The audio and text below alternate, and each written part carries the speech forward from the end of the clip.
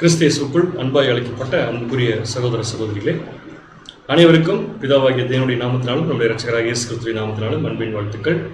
தேவனுடைய கிருபை நிமித்தமாக நமக்கு மீண்டுமாக ஒரு நாளை சேர்த்து கொடுத்து இந்த ஒரு மாலை வேளையில் மறுபடியும் அவருடைய சத்தியத்தை நாம் கேட்கும்படியாக கிருபை தந்திருக்கிறார். இந்த ஒரு சந்தர்ப்பத்திற்காகவும் சத்தியத்திற்காகவும் தேவனுக்கு கிறிஸ்துவின் மூலம் நன்றிகளை தெரிவித்துக் கொண்டு இன்றைய நாளுக்குரிய வேத பாடத்திற்குள் நாம் கடந்து செல்லலாம்.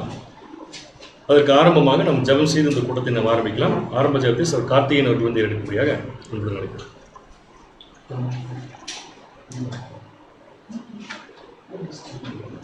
ஜெபம் செய்வோம்.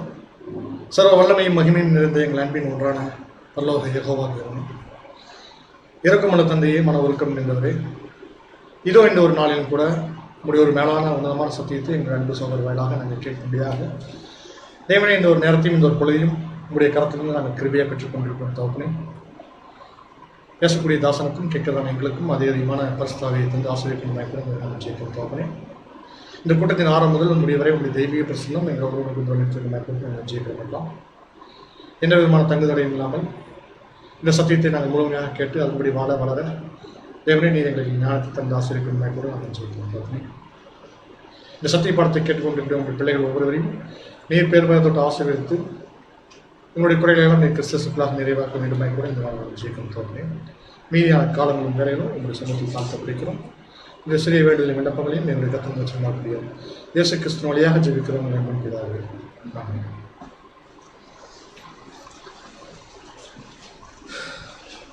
அன்புக்குரிய சகோதர சகோதரிகளே, இன்றைய நாளிலும் நாம் பார்க்க இருக்கும் பாடத்தின் தலைப்பு பார்த்தீங்கன்னா இதயத்தின் நோக்கங்கள் அப்படிங்கிற தலைப்பில் கீழே நம்முடைய அன்பு சகோதரர் வினோத் பாபு அவர்கள் வந்து தூது கொடுக்கும்படியாக அன்புடன் நினைக்கிறோம்.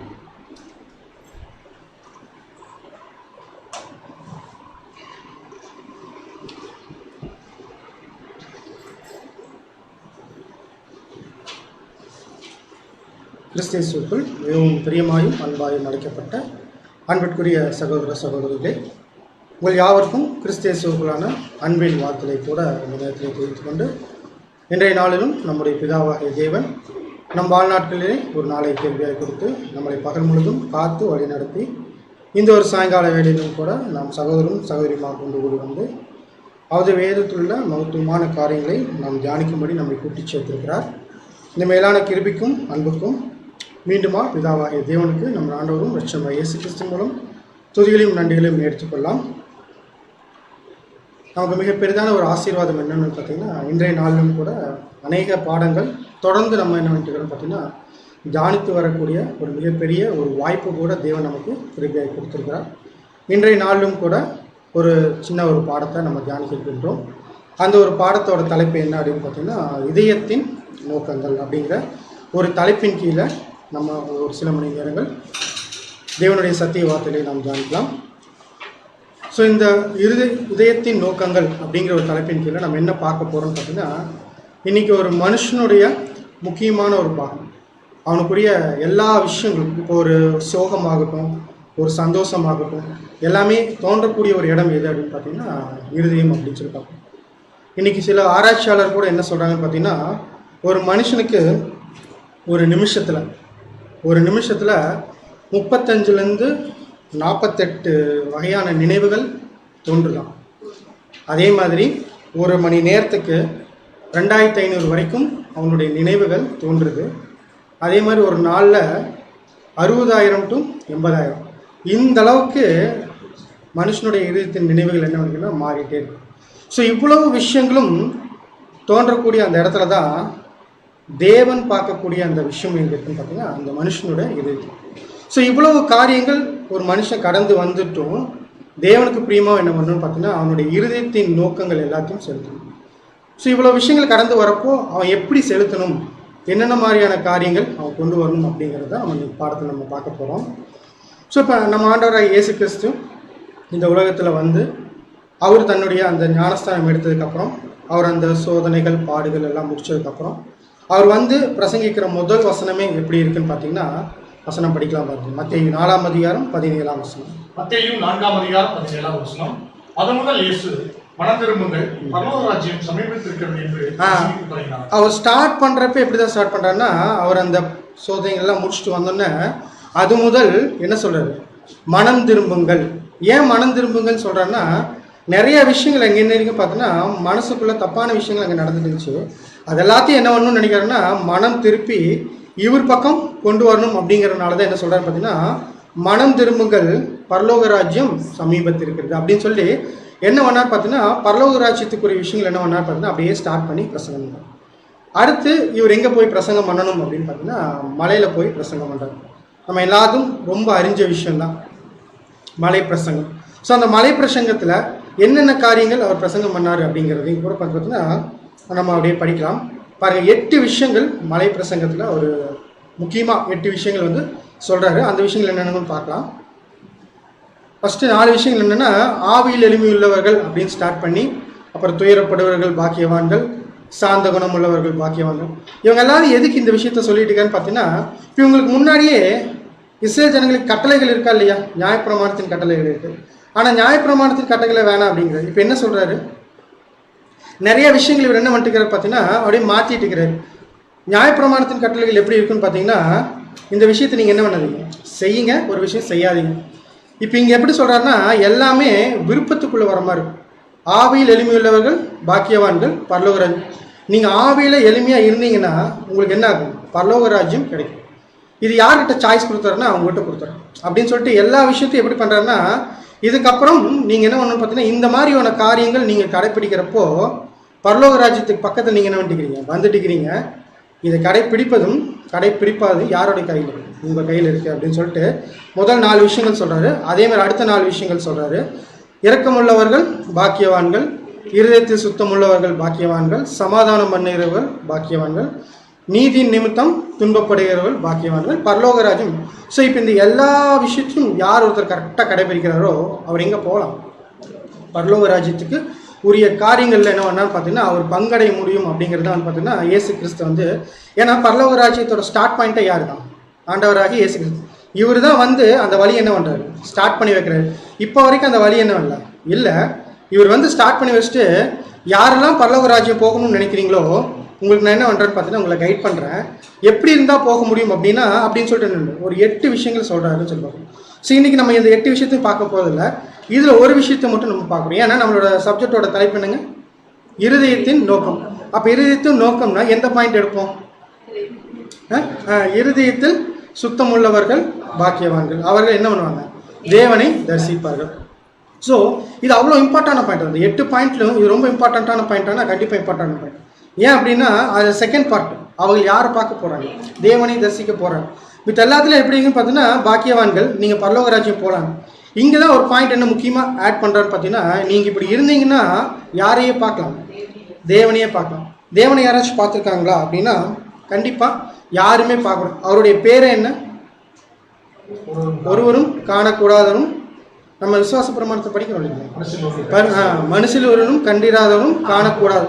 ஸோ அந்த அளவுக்கு ஒரு பரிசுத்தமான ஒரு ஸ்டேஜில் இருக்கிறவரை போய் பார்க்கணுன்னா என்ன பண்ணணுமாமா, இருதயத்தில் சுத்தம் இருக்கணும். இப்போ நம்ம கொஞ்சம் நேரத்துக்கு முன்னாடி தான் பார்த்தோம், இருதயத்தின் நினைவுகள் ஒரு நாளைக்கு எவ்வளோ வந்துட்டு போகுது, 60,000லேருந்து 80,000 வரைக்கும் வந்துட்டு போகுது. இத்தனை விஷயங்களையும் நம்ம மனசுக்குள்ளே வந்துட்டு போகிறப்போ இவ்வளோ காரியங்களும் நம்ம கண்ட்ரோல் பண்ணி தேவனுக்கு பிரியமா இந்த இருதயத்தை செலுத்தணும். இது ரொம்ப ஈஸியான விஷயங்களா இல்லைன்னு சொல்லி பார்க்கணும். சரி, ஓகே, இது அப்படியே ஒரு சரி பார்க் பண்ணுவோம். இப்போ ஒரு மனுஷனை நல்லவனா கெட்டவனான்னு பார்க்குறதுக்கு எதை பார்ப்பான், அவருடைய கேரக்டர் பார்ப்பான், அவருடைய நடவடிக்கைகள்லாம் பார்ப்பான். அப்படியே பார்ப்பான் இவர் எப்படி நடந்துக்கிறாரு, எப்படி ரியாக்ட் பண்ணுறாரு. அதை வச்சு என்ன சொல்லணும்னு பார்த்தீங்கன்னா பிரதர் வந்து ரொம்ப நல்லவர் அப்படின்னு சொல்லுவார். ஆனால் தேவன் அப்படியே டிசைட் பண்ணுவார் இல்லை, அதுக்கு நேராகவே வசனமே இருக்குது இல்லைங்களா. நம்ம வசனம் படிக்கலாம். 1 சாமுவேல் 16ஆம் அதிகாரம் 7ஆம் வசனம். 1 சாமுவேல் 16ஆம் அதிகாரம் 7ஆம் வசனம். மனுஷன் பார்க்கிறபடி நான் பாரேன், மனுஷன் முகத்தை பார்ப்பான், கர்த்தரோ இருதயத்தை பார்க்கிறார் என்றார். பாருங்க, இப்போ மனுஷன் எப்படி பார்ப்பான்னா ஒரு ஃபேஸை பார்த்து ரியாக்ஷன் கழிச்சு என்னன்னு பார்த்தோன்னா இவர் எப்படிப்பட்டவர் அப்படின்னு டிசைட் பண்ண. ஒரு மனுஷனால் அவரோட இருதயத்தை பார்க்க முடியுமா, என்ன பண்ணாலும் என்ன பண்ண முடியாதுன்னு பார்த்தீங்கன்னா பார்க்கவே முடியாது. ஆனால் தேவன் ஒரு மனுஷனை பார்க்குறாரு அப்படின்னாலே எதை பார்ப்பாராமா, இருதயத்தை பார்ப்பாராமா. அப்போ இருதயத்தை பார்த்து தான் என்ன விஷயத்துக்குள்ளே அவனை அழைக்கணுமோ அழைப்பார் அப்படின்னு. அதனால தான் தாவீது கூட சொல்கிறப்ப என்ன சொல்கிறான்னா, தேவனுடைய இருதயத்துக்கு ஏற்றமும், அவனுடைய காரியங்கள் எல்லாமே யாருக்கு ஏற்றதாக இருக்குன்னா தேவனுக்கு ஏற்றதாக இருக்குது. ஸோ அப்போ ஒரு மனுஷனை பார்க்குறப்ப தேவன் இருதயத்தை பார்க்குறாருன்னா அப்போ ஒரு மனுஷன் சுத்திகரிக்க வேண்டியது எதுவாக இருக்குது, இருதயம் சொல்கிறது அவனுடைய சிந்தனைகள்னு சொல்லி பார்க்கணும். ஸோ இருதயத்தை பார்த்து தான் இந்த மனுஷன் எனக்கு பிரியமாக நடக்கிறானா இல்லையான்னு யார் டிசைட் பண்ணுவார்? தேவன் டிசைட் பண்ணுவார். இப்போ ஃபார் எக்ஸாம்பிள் வைப்போம். இப்போ என்னை பார்க்குறாரு தேவன், நான் தேவனுக்கு பிரியமாக நடக்கிறேனா இல்லையா அப்படிங்கிறதும் இந்த அழைப்புக்கு இவரை நீ கூப்பிட்டு வர்றதும் எதை பார்த்து தான் இருக்கும்? என்னுடைய இருதயத்தின் சிந்தனை.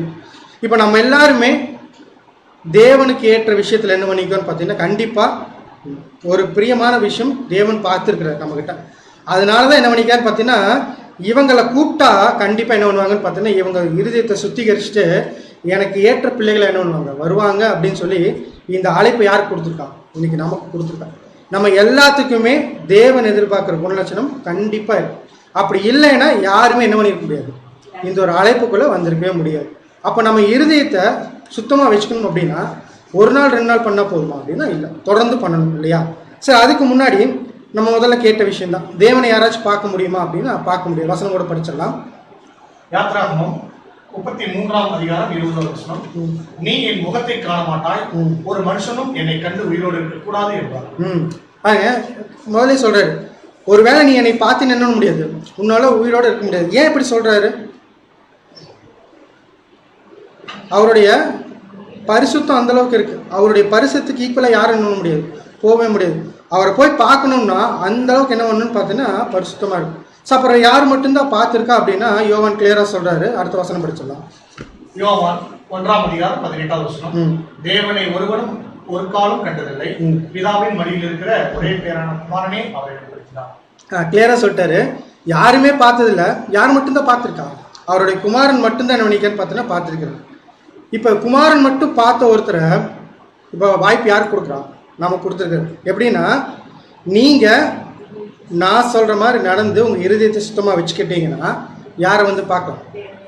தேவனை வந்து பார்க்கலாம் அப்படிங்கிற ஒரு விஷயத்தை நம்ம கொடுத்துருக்காரு. அப்போ நம்ம என்ன பண்ணணும்னு பார்த்தீங்கன்னா, நம்மளுடைய சிந்தனைகள், சொல், செயல் எல்லாத்தையும் என்ன பண்ணணும்னு பார்த்தீங்கன்னா தேவனுக்கு பிரியமாக நடக்கணும்னு சொல்லி பார்க்குறோம். இன்னொரு வசனம் கூட படிச்சல, 1 கொரிந்தியர் 2ஆம் அதிகாரம் 15ஆம் வசனம். 1 கொரிந்தியர் 2ஆம் அதிகாரம் 15ஆம் வசனம், ஆவிக்குரியவன் எல்லாவற்றையும் ஆராய்ந்து நிதானிக்கிறான், ஆனாலும் அவன் மற்றொருவனாலும் ஆராய்ந்து நிதானிக்கப்படான்.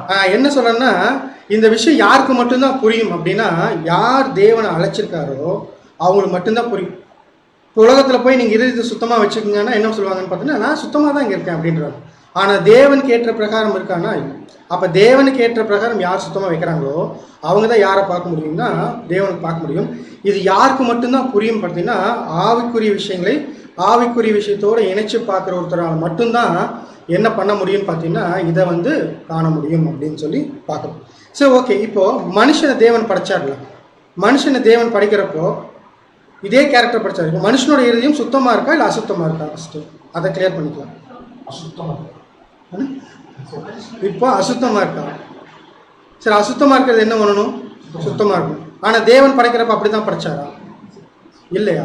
சரி, எப்படி சொல்கிறோம் இல்லைன்னு சொல்லி? என்ன பரிபூர்ண மனுஷன் படைச்சாரு. சரி, வேற ஏதாச்சும்? அப்புறம் பரிபூர்ண மனுஷனாக படைச்சா இருதயம் சுத்தமாக இருக்கணும் இல்லை வேற ஏதாச்சும் க்ளூ இருக்காங்க? இல்லை நான் இல்லை நான் மனுஷனை படைக்கிறப்போ தேவன் வந்து மனுஷனோட இருதயத்தை சுத்தமாக படைச்சாரா அசுத்தமாக படைச்சாரா? சுத்தமாக படைச்சாரு அப்படின்னு சொல்லி கிளியராக சொல்கிறோம். அது எப்படி கன்ஃபார்ம் பண்ணுறோன்னு கேட்குறேன். அவருடைய சாயலில் படைச்சிருக்கிற வசனம் படிச்சிடலாம். ஆதியாகமம் 1ஆம் அதிகாரம் 27ஆம் வசனம். ஆதியாகமம் 1ஆம் அதிகாரம் 27ஆம் வசனம், தேவன் தம்முடைய சாயலாக மனுஷனை சிருஷ்டித்தார், அவனை தேவ சாயலாகவே சிருஷ்டித்தார், ஆணும் பெண்ணுமாக அவர்களை சிருஷ்டித்தார். கிளியரா சொல்றாரு. எப்படின்னா, தேவன் மனுஷனை எப்படி தான் படைச்சிருக்காரு? அவருடைய சாயல்ல படைச்சிருக்காரு. அவருடைய சாயல்ல படிச்சனோட மனுஷனோட குவாலிட்டி எப்படி இருக்கும்? கண்டிப்பா எப்படி இருக்குன்னு பார்த்தீங்கன்னா, அவருடைய இருதயத்தின் நினைவுகளை ஏற்ற மாதிரியான நினைவுகள் தான் யாருக்குள்ள இருந்திருக்குன்னு பார்த்தீங்கன்னா, ஆதாம்குள்ளேயும் இருந்திருக்கும், ஏவாளுக்குள்ளேயும் இருந்திருக்கும். ஆனால் அந்த மனுஷன் அந்த இருதயத்தை அப்படியே வச்சுக்கல.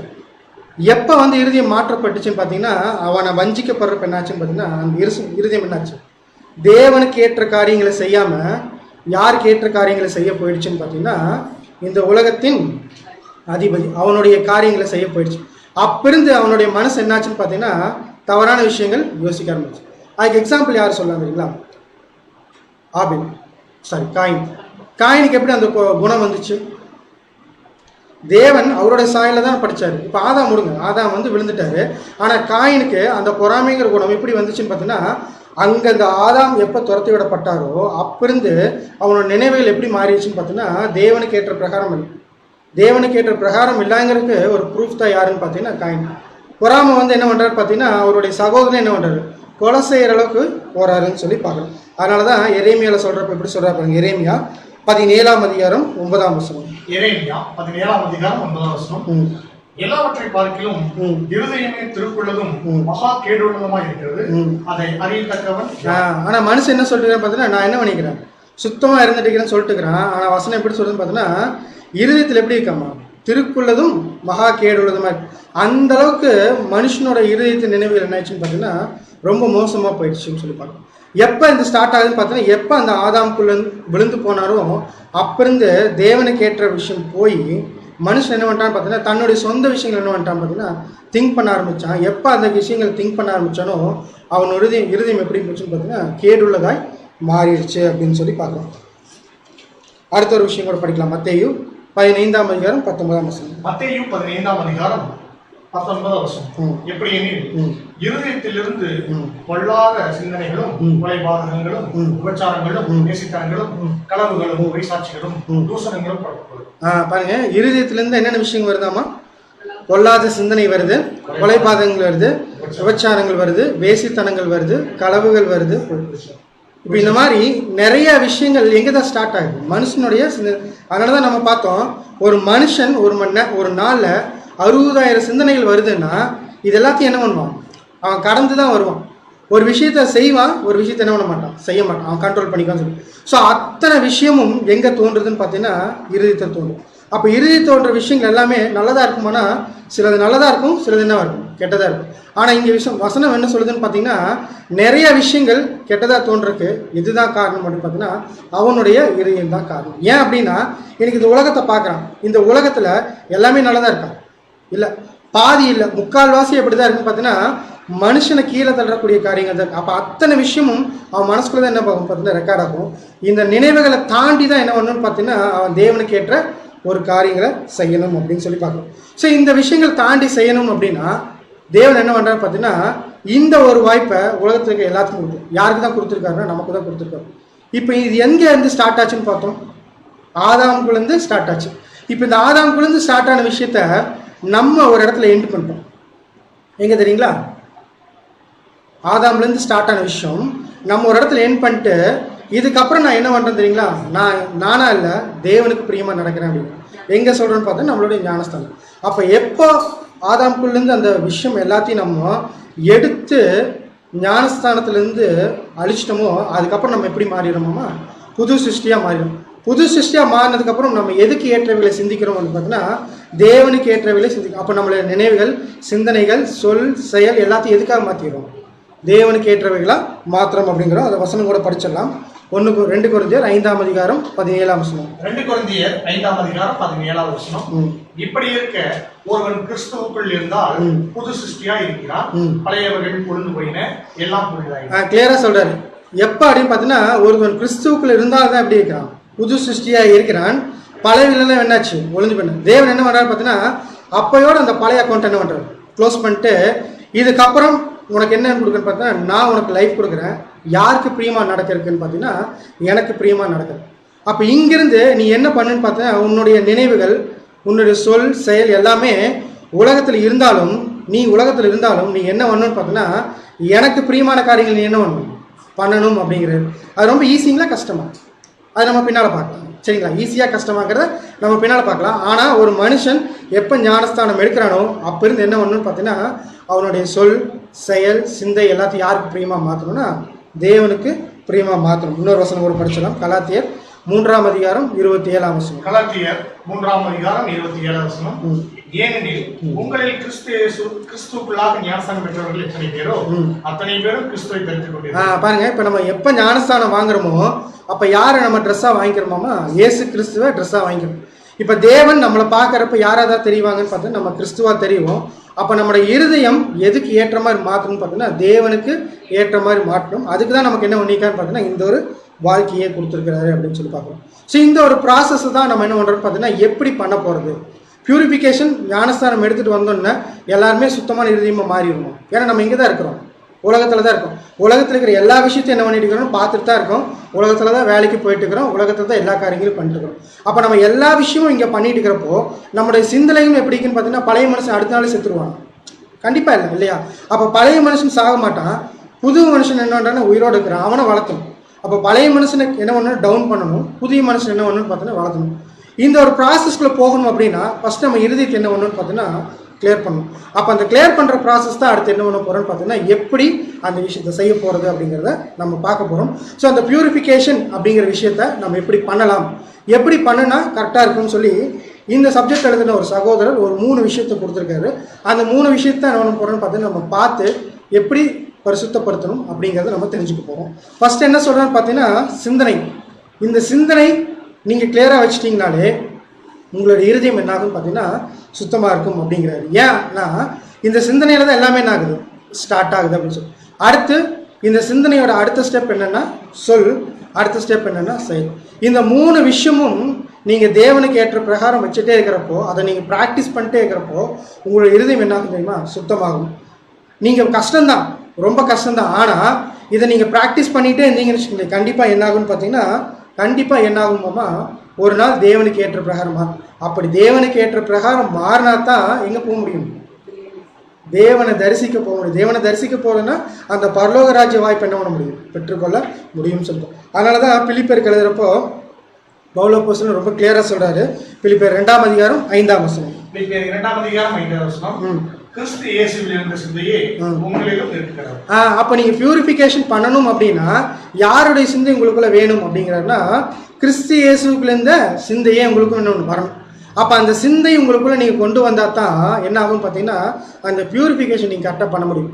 ஒருவேளை இன்னும் உலகத்துக்குரிய காரியங்களை நீங்கள் செஞ்சுட்டே இருந்தீங்கன்னா என்ன ஆகும்னு பார்த்தீங்கன்னா கண்டிப்பாக அந்த விஷயத்தை நீங்கள் ஃபுல்ஃபில் பண்ண முடியாது அப்படிங்கிறது. சரி, நம்ம முதல்ல கேட்ட கேள்வியை திரும்ப கேட்கலாம். இது ரொம்ப ஈஸியான ப்ராசஸா இல்லை கஷ்டமான ப்ராசஸா? எனக்கு புரியல. ரொம்ப ஈஸியாக கஷ்டமான, ரொம்ப கஷ்டமா? ஏன்னா கஷ்டமான விஷயந்தான். ஆனால் டெய்லி பண்ணிகிட்டே இருந்தேன்னு ஒரு விஷயத்த கண்டிப்பாக என்ன ஆகும்னு பார்த்தீங்கன்னா நாளடைவில் அதுவே நம்ம ப்ராக்டிஸாக மாறிடும். ப்ராக்டிஸாக மாறிடுச்சுன்னா அது நம்ம பழக்கமாக மாறிடும்.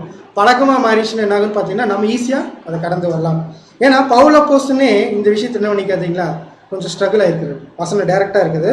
ரோமர் 7ஆம் அதிகாரம் 18 முதல் 19 வசனம். ரோமர் 7ஆம் அதிகாரம் 18-19 வசனங்கள்.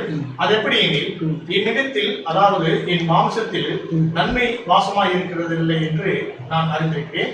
நன்மை செய்ய வேண்டும் என்கின்ற விருப்பம் என்னிடத்தில் இருக்கிறது, நன்மை செய்வதோ என்னிடத்தில் இல்லை. கிளியரா சொல்றது. அது எப்படி எனில், அதாவது என் மாம்சத்தில் நன்மை வாசமா இருக்கிறது இல்லைன்னு எனக்கு நல்லாவே தெரியுது. நன்மை செய்யணுங்கிற விருப்பம் மட்டும்தான் என்கிட்ட இருக்கு. ஆனால் நன்மை செய்யக்கூடிய என்னது, நன்மை செய்வது என்ன இல்லை என்கிட்ட இல்லைங்கிறாரு.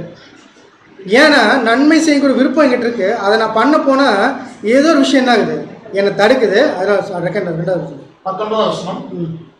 ஆதலால் நான் விரும்புகிற நன்மையை செய்யாமல் விரும்பாத தீமையே செய்கிறேன். நன்மை செய்யணும்னு தான் போகிறேன், ஆனால் நான் போய் செய்கிறப்ப என்ன ஆகுதுன்னு பார்த்தீங்கன்னா விரும்புகிற நன்மை செய்ய முடிய மாட்டேங்குது. என்ன நடக்குதுன்னு பார்த்தீங்கன்னா அங்கே நான் விரும்பாத தீமையை செஞ்சுட்டு இருக்கிறாங்க. அப்போ இவரும் என்ன பண்ணிக்கிறாருன்னா நிறைய விஷயங்கள் என்ன பண்ணிக்கிறாரு, ரொம்ப ஸ்ட்ரகிள் பண்ணிக்கிறாரு. இவர் ஸ்டார்டிங் ஸ்டேஜில் எழுதக்கூடிய இந்த விஷயம் தான் இருக்குது. ஸோ ஃபஸ்ட்டு நான் என்ன பண்ணேன்னு பார்த்தீங்கன்னா நன்மை செய்யக்கூடிய விருப்பத்தோடு நான் போகிறேன். போய் அந்த விஷயத்தை செய்கிறப்போ அதை ஃபுல்ஃபில் என்ன பண்ணல, என்னால் பண்ண முடியல. ஏன்னா நன்மை செய்கிற விருப்பம் மட்டும்தான் இருக்குது. போய் செய்கிறப்ப எப்படி மாறிடுதுன்னா தீமையாக மாறிடுது அப்படிங்கிறது. அந்த காரணம் என்ன அப்படிங்கிறது அடுத்த வசனத்தில் சொல்கிறாரு பாருங்க. 20ஆம் வசனம். அந்தபடி நான் விரும்பாததை நான் செய்தால் நான் அல்ல, எனக்குள்ளே வாசமாக இருக்கிற பாவமே செய்கிறது. கிளியரா சொல்றாரு.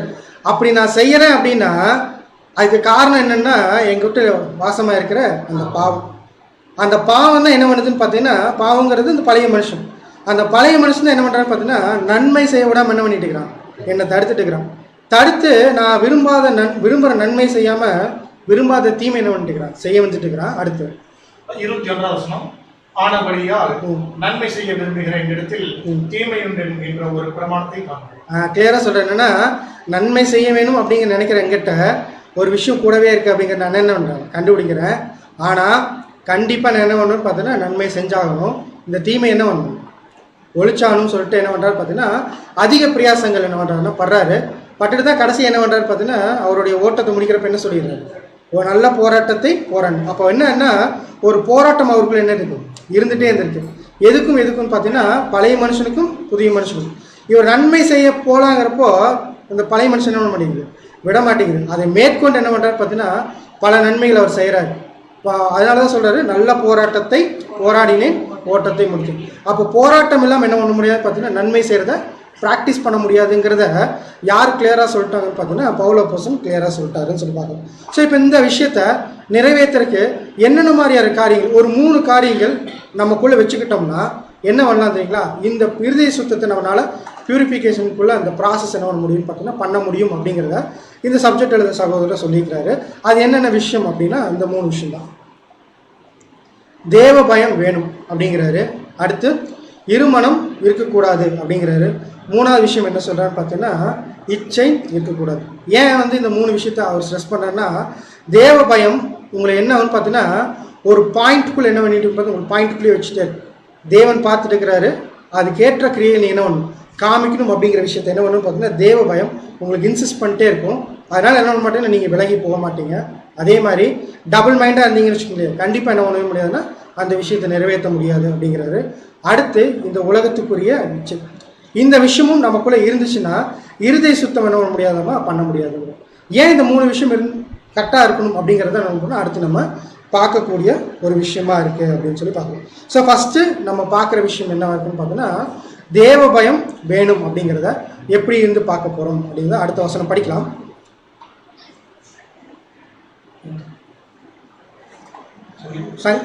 நீதிமொழிகள் 1ஆம் அதிகாரம் 7ஆம் வசனம். இது எல்லாத்துக்குமே ரொம்ப பரிச்சயமான விஷயம்தான். ஏன்னா சண்டே கிளாஸ்லேருந்து நம்ம படிச்சுட்டு வந்திருக்கோம் இல்லைங்களா.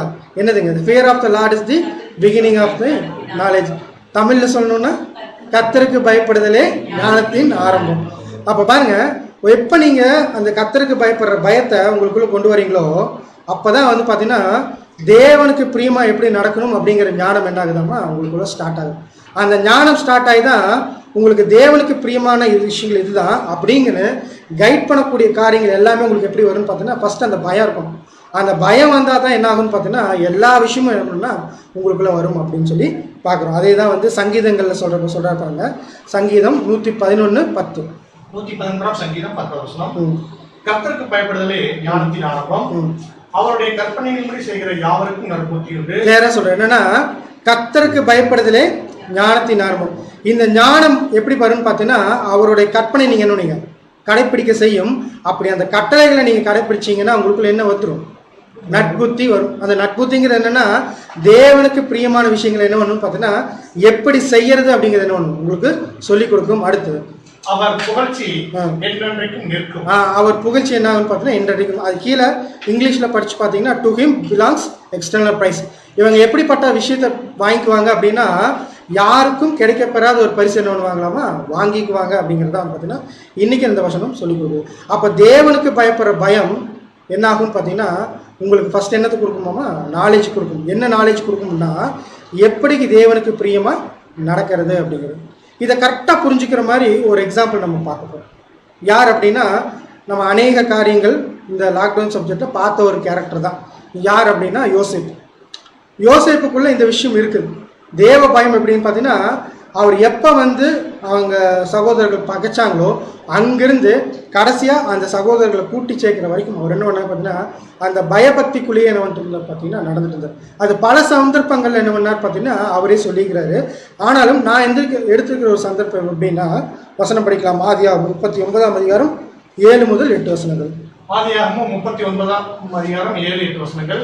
சில நாள் சென்ற பின் அவனுடைய எஜமானின் மனைவி யோசேப்பின் மேல் கண் போட்டு என்னுடைய சைனி என்றாள். அவனோ தன் எஜமானுடைய மனைவியின் சொல்லுக்கு இணங்காமல் அவளை நோக்கி இதோ வீட்டிலே இடத்தில் இருக்கிறவைகளில் யாதொன்றை குறித்தும் என் ஆண்டவன் விசாரியாமல் நமக்கு உண்டான எல்லாவற்றையும் என் கையில் ஒப்புவித்திருக்கிறார். கிளியரா சொல்றாரு. என்னன்னா இப்போ யோசேப்புக்கு ஒரு மிகப்பெரிய சோதனை என்னன்னா இவர் எங்க போயிட்டான்னு பார்த்தீங்கன்னா எகிப்துக்கு போயாச்சு. எகிப்துக்கு போனோன்னா இவர் ஒரு அடிமையாக என்ன பண்ணிட்டார் பார்த்தீங்கன்னா விற்கப்பட்டார். அந்த போத்திபாருடைய வீட்டில் என்ன பண்ணிட்டார் பார்த்தீங்கன்னா வேலைக்காரனா வேலை செஞ்சுட்டு இருக்கிறார். இவர் போய் அங்கே செய்கிற விஷயங்கள் எல்லாமே வசனம் நீங்கள் படித்து பார்த்தீங்கன்னா தெரியும். இவர் எப்படி பண்ணுவாராமா எல்லாமே நியாயமாக பண்ணிட்டு இருப்பாராம். இந்த நியாயமாக பண்ணிட்டு இருக்கிற விஷயத்த பார்த்தோன்னே அவரோட எஜமான் என்ன பண்ணுறீங்களா நீ என்ன பண்ணனா வீட்டுக்கு என்ன பண்ண அதிபதியாரு, எனக்கு அடுத்த ஸ்டேஜ் யார் தானே நீ தான், உனக்கு எல்லா உரிமையும் என்ன பண்ணுற கொடுக்குறாங்க. அது எந்த விஷயத்தில் வந்துச்சுன்னு பார்த்தீங்கன்னா இவர் என்ன பண்ணார், கரெக்டாக நியாயமாக நடந்துக்கிட்டார் அப்படின்னு சொல்லி. ஸோ இப்போ இவர் நியாயமாக நடந்துட்டு இருக்கிறப்ப தான் ஒரு சோதனை வருது. என்னன்னு பார்த்தீங்கன்னா அந்த போத்திபாருடைய மனைவி என்ன பண்ணுறாரு பார்த்தீங்கன்னா ஒரு தப்பான விஷயத்துக்கு என்ன பண்ணுறாரு பார்த்தீங்கன்னா இவங்களை ஈடுபடுத்த நினைக்கிறாங்க. ஆனால் இவர் ஈடுபட்டாரானா இல்லை. என்ன சொல்கிறாரு பாருங்க, அதுக்கு 39ஆம் அதிகாரம் 9ஆம் வசனம். ஆதியாகமம் 39ஆம் அதிகாரம் 9ஆம் வசனம். இந்த வீட்டிலே என்னிலும் பெரியவன் இல்லை, நீ அவருடைய மனைவியா இருக்கிறபடியால் உன்னை தவிர வேறொன்றையும் அவர் எனக்கு விலக்கி வைக்கவில்லை. இப்படி இருக்க நான் இத்தனை பெரிய பொல்லாங்குக்கு உடன்பட்டு தேவனுக்கு விரோதமாய் பாவம் செய்வது எப்படி என்றார். இப்ப என்ன சொல்றாரு, தேவனுக்கு விரோதமாக பாவம் செய்யுது. அப்ப இவர் என்ன பயம் இருக்குன்னா தேவன் என்ன பண்ணிட்டு இருக்கிறாரு, எல்லா விஷயத்தையும் பார்த்துட்டு இருக்கிறாரு. நம்ம எதுக்கு பிரியமா நடக்கணும்னா தேவனுக்கு பிரியமா நடக்கணும். இப்போ இவர் இந்த விஷயத்துக்கு உடன்பட்டா யாருக்காச்சும் பிரச்சனை வரப்போகுது. ஏன்னா இவர் தான் இந்த வீட்டில் யாருக்கு அடுத்து, எஜமானுக்கு அடுத்து. இந்த விஷயத்துக்கு இவர் உடன்பட்டா எந்த விஷயத்தையும் இவருக்கு என்ன பண்ண போகிறதுன்னு பார்த்தீங்கன்னா ஒரு பிரச்சனை வரப்போகிறது. ஆனாலும் என்ன பண்ணுறதுங்களா, இப்போ இந்த விஷயம் நான் உடன்பட்டாலும் யார் என்னை பார்த்துட்டு இருக்கிறார், தேவன் என்னை பார்த்துட்டு இருக்கிறாரு. தேவன் என்ன பண்ணுவார்னா என்னை கேள்வி கேட்பாரு. அந்த பயம் யாருக்குள்ள இருந்துச்சுன்னு பார்த்தீங்கன்னா யாக்கோபு யோசேப்புக்குள்ள இருந்துகிட்டே இருந்துச்சு. அடுத்து இவருக்கு ஏதாவது நியாயப்பிரமாணம் கொடுக்கப்பட்டுச்சா, இல்லையே.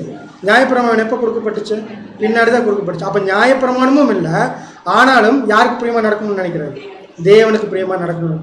அப்போ தேவனுக்கு பிரியமாக நடக்கணுங்கிறது இவரோட கேரக்டராகவே இருக்கும். இவருடைய கேரக்டர் எப்படின்னா தேவன் எல்லா விஷயத்தையும் என்ன பண்ணார் பார்த்தீங்கன்னா எனக்கு கொடுத்துட்டு இருக்கிறாரு. என்னை வழி நடத்துறது யார் தான், தேவன் தான். அப்போ நான் யாருக்கு பிரியமாக நடக்கணும் அப்படின்னா தேவனுக்கு பிரியமாக நடக்கணும். இந்த ஒரு கேரக்டருக்குள்ள எப்படி வந்திருக்கும், இது யாராவது சொல்லி கொடுத்துருப்பாங்களா, யாக்கோபு தான் சொல்லி கொடுத்துருப்பாங்க. நம்ம ஏற்கனவே ஆதியாகமம் படித்தப்போ நல்லா கிளியராக படித்தோம். இவர் கொஞ்ச நாள் யார் கூட வந்திருக்காரு தெரியுமா, ஆபிரகாமும் ஈசாக் கூட வந்திருக்கிறாரு. ஈசாக் கூட இருந்து என்ன விஷயத்தை பார்த்துருக்காருன்னு பார்த்தீங்கன்னா நிறைய விஷயங்கள் இவர் கற்றுக்கிட்டு இருக்காரு. ஆல்மோஸ்ட் ஒரு 10 வருஷம். ஏன்னா யாக்கோபு அந்த புத்திர சுவீகாரத்தை எப்போ தான் நிறைவேற்றுறான்னு யாக்கோபு ஓடி அங்கே போயிட்டார், அவருடைய மாமா வீட்டுக்கு போயிட்டார். அவர் வாங்கிட்ட அந்த சேஷ்ட புத்திர பாகத்தை எப்படி தான் நிறைவேற்றினார்னா திரும்பி வந்து என்ன பண்ணார் பார்த்தீங்கன்னா கொஞ்ச நாள் யார் கூட இருந்தார், ஈசாக் கூட இருந்தாருன்னு சொல்லி பார்க்குறோம். அந்த ஒரு காலகட்டத்தில் யாரும் இருந்தாருன்னு பார்த்தீங்கன்னா யோசேப்பும் இருந்தாருன்னு சொல்லி பார்க்குறோம். ஸோ இவருக்கு அந்த விஷயங்கள் எல்லாமே யார் தான் சொல்லி கொடுத்துருக்கோம் அப்படின்னா ஈசாக்கு சொல்லி கொடுத்தோம். பாருங்க 12 பேர் இருக்கிறாங்க. 12 பேர்த்தில் யாருக்கு மட்டும்தான் இந்த கேரக்டர் கரெக்டாக வந்திருக்கு, யோசேப்பு. எப்படி யோசேப்புக்கு மட்டும் கரெக்டாக வந்துச்சுன்னா அவருக்கு மட்டும்தான் அந்த உணர்ந்து கொள்ளக்கூடிய இறுதியம் என்ன இருக்குன்னு பார்த்தீங்கன்னா இருந்திருக்கு. அதனால தான் அவங்க சொன்ன என்னன்னா தேவன் யாருன்னு புரிஞ்சுக்கிட்டாரு, தேவனுடைய வல்லமை என்னன்னு புரிஞ்சுக்கிட்டாரு. எல்லா விஷயத்தையும் ஈசாக் சொல்லியிருப்பார் இல்லையா, எல்லா விஷயத்தையும் ஈசாக் சொல்கிறப்போ அவர் கரெக்டாக புரிஞ்சுக்கிட்டு இப்பேற்பட்ட தேவனை நம்ம வணங்கிட்டு இருக்கிறோம், அவருக்கு பிரியமா நடக்கணும் அப்படிங்கிறத யார் பண்ணுறான்னு பார்த்தீங்கன்னா யோசேப்பு. அதனால தான் அநேக இடங்களில் யோசேப்பை யாருக்கு நல்லா பார்ப்போம் தெரியுங்களா, ஆண்டவர் இயேசு கிறிஸ்துக்கு நிழலாக பார்ப்போம். இப்படி ஒரு கேரக்டர் காமிச்சங்காட்டி தான் என்னாச்சுன்னு பார்த்தீங்கன்னா யோசேப்பை யாருக்கு நிழலாக பார்க்குறோன்னா இயேசு கிறிஸ்துவுக்கு நிழலாக பார்க்குறோம் அப்படின்னு சொல்லி பார்க்குறோம். சரி, ஓகே.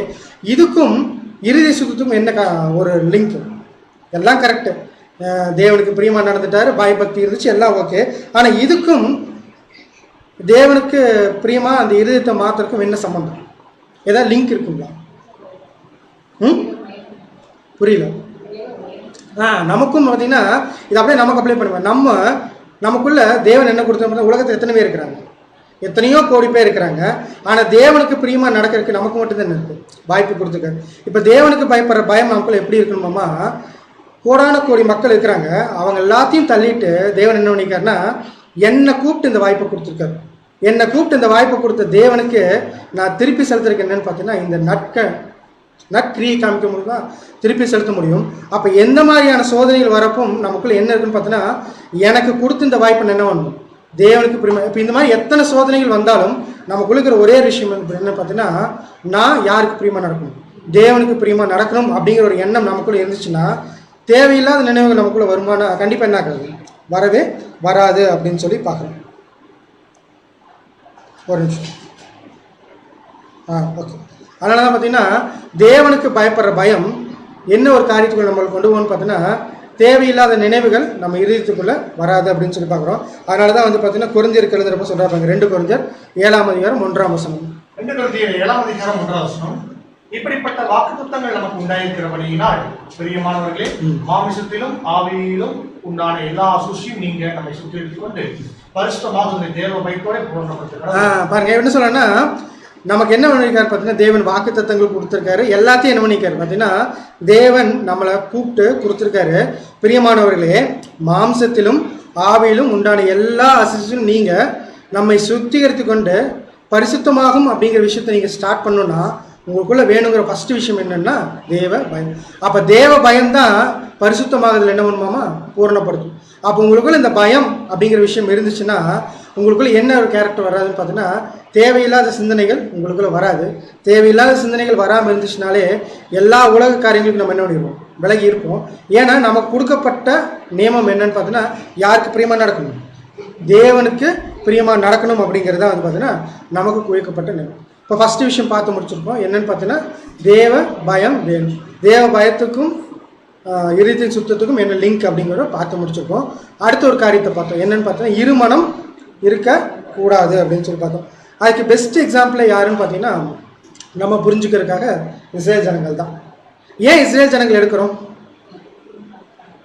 எகிப்திலிருந்து எப்போ அந்த கேட்டை தாண்டினாங்களோ அப்பிருந்து அவங்களோட நினைவு ஃபுல்லாக எங்கே தான் இருந்துச்சு, எகிப்தில் தான் இருந்துச்சு. ஆனால் இவங்க எங்கே போயிட்டு இருக்கிறாங்க, கானான் நோக்கி போயிட்டு இருக்கிறாங்க. ஒருத்தர் ஒரு ஊரை நோக்கி போயிட்டு இருக்கிறப்போ அது எதை பற்றின நினைவுகள் ஜாஸ்தியாக இருக்கணும், போகிற ஊரை பற்றி இருக்கணும். ஆனால் இவங்களுக்கு என்ன நினைவு தான் இருந்துச்சுன்னு பார்த்தீங்கன்னா, திரும்பி எகிப்தை என்ன வந்துட்டு இருந்தாங்க பார்த்தா அவங்களுடைய நினைவுகள் எல்லாமே எப்படி இருந்துச்சுன்னு பார்த்தீங்கன்னா, கானான் நோக்கி அவங்க மனசு, அதாவது உடம்பு மட்டும்தான் போயிட்டு இருக்குது. அவங்களோட நினைவுகள் எல்லாம் என்ன இருந்துச்சுன்னு பார்த்தீங்கன்னா, பின்னாடி திரும்பி எகிப்தையும் என்ன இருந்துச்சு பார்த்துட்டே இருந்துச்சு. அப்போ எகிப்தை பார்த்துட்டு கானான் நோக்கி போக முடியுமா? கண்டிப்பாக என்ன ஒன்று இருக்கும். அப்போ டபுள் மைண்ட்லேயே தான் என்ன பண்ணிக்கான்னு பார்த்தீங்கன்னா அவங்க ட்ராவல் பண்ணிக்கிறாங்க. அதனால தான் தேவன் என்ன பண்ணார்னா, எகிப்துலேருந்து ஸ்டார்ட் பண்ண யாருமே எங்கே போகல, கானானுக்குள்ளே போகவே முடியலன்னு சொல்லி பார்க்குறோம். அதை தான் அப்போஸ்தலர் சொல்கிறாங்க. அப்போஸ்தலர் 7ஆம் அதிகாரம் 39 முதல் 41 வசனங்கள். அப்போஸ்தலர் 7ஆம் அதிகாரம் 39 முதல், இவனுக்கு நம்முடைய பிதாக்கள் கீழ்ப்படிய மனதாயிராமல். இது யார் சொல்லிட்டு இருக்கிறதுன்னு பார்த்தீங்கன்னா, ஸ்தேவன் பேசுகிற விஷயங்கள் அடுத்து சொல்லணும். இவனை தள்ளிவிட்டு தங்கள் இருதயங்களில் எகிப்துக்கு திரும்பி. ஃபர்ஸ்ட் அவங்க என்ன பண்ணிட்டாங்களாமா, எகிப்தை நோக்கிட்டே தான் இருக்கிறாங்க. எகிப்தை மட்டும் நோக்கிட்டு எதை நோக்கி போயிட்டு இருக்கிறாங்க, கானான் நோக்கி போயிட்டு இருக்கிறாங்க. அப்போ இவங்களுக்குள்ள இருமனம் எங்கே இருக்குதுன்னு பார்த்தீங்கன்னா, ஃபஸ்ட்டு ஸ்டார்டிங்லேருந்து என்ன இருக்குன்னு பார்த்தீங்கன்னா, அவங்களோட ட்ராவல் ஃபுல்லாகவே டபுள் மைண்ட்லேயே தான் என்ன பண்ணிக்கிறாங்க, ட்ராவல் பண்ணிட்டுக்கிறாங்க. அதனால தான் அவங்க எங்கே போய் சேர முடியலன்னு பார்த்தீங்கன்னா, அவங்களுக்கு என்ன டார்கெட்டோ அதை போய் சேர முடியல. அடுத்து ஆரோனை நோக்கி, எகிப்து தேசத்திலிருந்து எங்களை அழைத்து கொண்டு வந்த அந்த மோசேக்கு என்ன சம்பவித்ததோ அறியோம், ஆதலால் எங்களுக்கு முன் செல்லும் தெய்வங்களை எங்களுக்கு உண்டு பண்ணும் என்று சொல்லி அந்நாட்களில் ஒரு கன்றுக்குட்டியை உண்டு பண்ணி அந்த விக்கிரகத்திற்கு பலியிட்டு தங்கள் கையின் கிரியைகளை கைகொண்டாங்க. பாருங்க, எல்லா விஷயத்தையும் பார்த்துருக்காங்க. தேவன் எப்படிப்பட்டவர், எப்படி வழிநடத்திட்டு வர்றாரு, எல்லா காரியங்களையும் பார்த்துட்டு திரும்ப என்ன பண்ணுறாங்களாமா, விக்கிரகங்களுக்கு போய் படைச்சிட்டுக்கிறாங்க. இது எப்படி தேவன் பார்த்துருப்பார்? அப்புறம் அவங்க இருதயத்தின் நினைவு எப்படி இருக்குன்னு பார்த்தீங்கன்னா, தேவனுக்கு பிரியமானது செய்யணும்னு என்ன பண்ணலன்னு பார்த்தீங்கன்னா, ஸ்டார்டிங்லேருந்து என்ன பண்ணலாம், அவங்க இருதயத்துக்கு இல்லவே இல்லை. அவங்களோட இருதயத்துலலாம் என்ன ஒரு கவலைன்னு பார்த்தீங்கன்னா, மாம்ச பிரகாரமான கவலை எது. அதனால தான் என்ன கேட்டாங்க, காடை கேட்டாங்க, சாப்பிட்றதுக்கு எங்களுக்கு மண்ணாவே கொடுத்துட்டு இருக்கிறேங்கிறாங்க, தண்ணி இல்லைன்னு சொன்னாங்க. முறுமுறுப்பும் எல்லா விஷயத்துலையும் என்ன பண்ணுறாங்க பார்த்தீங்கன்னா, சண்டை போடக்கூடிய காரியம் தான் என்ன பண்ணுறாங்க பார்த்தீங்கன்னா. அதனால தான் அவங்களால என்ன பண்ண முடியும்னு பார்த்தீங்கன்னா, அவங்களோட டார்கெட் என்ன பண்ண முடியும், ரீச் பண்ண முடியும். இது அப்படியே நமக்கு அப்ளை பண்ணிப்போம். இப்போ நம்மளும் எதை நோக்கி போயிட்டு இருக்கோம், பரமக்கானான் நோக்கி போயிட்டு இருக்கோம். அப்போ பரமக்கானான் நோக்கி போயிட்டு இருக்கிற நமக்கு எதை பற்றின மற்ற சிந்தனைகள் மட்டும் இருக்கணும், பரமக்கானானை பற்றியும் சிந்தனைகள் மட்டும் இருக்கும். நமக்கு அதை மட்டும்தான் இருக்கா, இல்லை பின்னால் நோக்கி பார்த்துட்டு இருக்கிறோமா அப்படின்னா, நம்ம தான் என்ன பண்ணணும்னு பார்த்தோம்னா நிர்தாரித்து பார்க்கணும். நம்மளுடைய சொல், செயல், சிந்தை, நம்மளுடைய நோக்கம் எல்லாமே அதை நோக்கி இருந்துச்சுன்னு வச்சுக்கோங்களேன், கண்டிப்பாக என்ன பண்ணலான்னு பார்த்தீங்கன்னா, நம்ம அதை கரெக்டாக யார் புரிஞ்சுக்கிட்டான்னா பவுல் அப்போஸ்தலன் புரிஞ்சுக்கிட்டார். பவுல் அப்போஸ்தலன் புரிஞ்சுக்கிட்டு தான் பிலிப்பியருக்கு எழுதுறப்ப என்ன சொன்னார் பார்த்தீங்கன்னா, ஒன்று செய்கிறேன், பின்னானவைகளை மறந்து முன்னானவைகளை நோக்கி தேவன் அளித்த பரம அழைப்பின் பந்தை பொருளுக்காக என்ன லக்கை மட்டும் நோக்கி தரும். ஏன் அதை மட்டும் பார்க்கணுங்கிறாரு? மித்த எல்லாத்தையும் பார்த்தா என்ன ஆகுமாமா, அந்த வழியில் என்ன பண்ணிடுவோம், போயிடும். அதனால தான் வந்து பார்த்தீங்கன்னா, உங்கள் டார்கெட்டை மட்டும் நீங்கள் என்ன பண்ணுங்க பாருங்கள். அதெல்லாம் பந்தய பொருள் அப்படிங்கிறப்ப அந்த ஓட்டப்பந்தயத்தை கூட கம்பேர் பண்ணி சொல்லுவார்.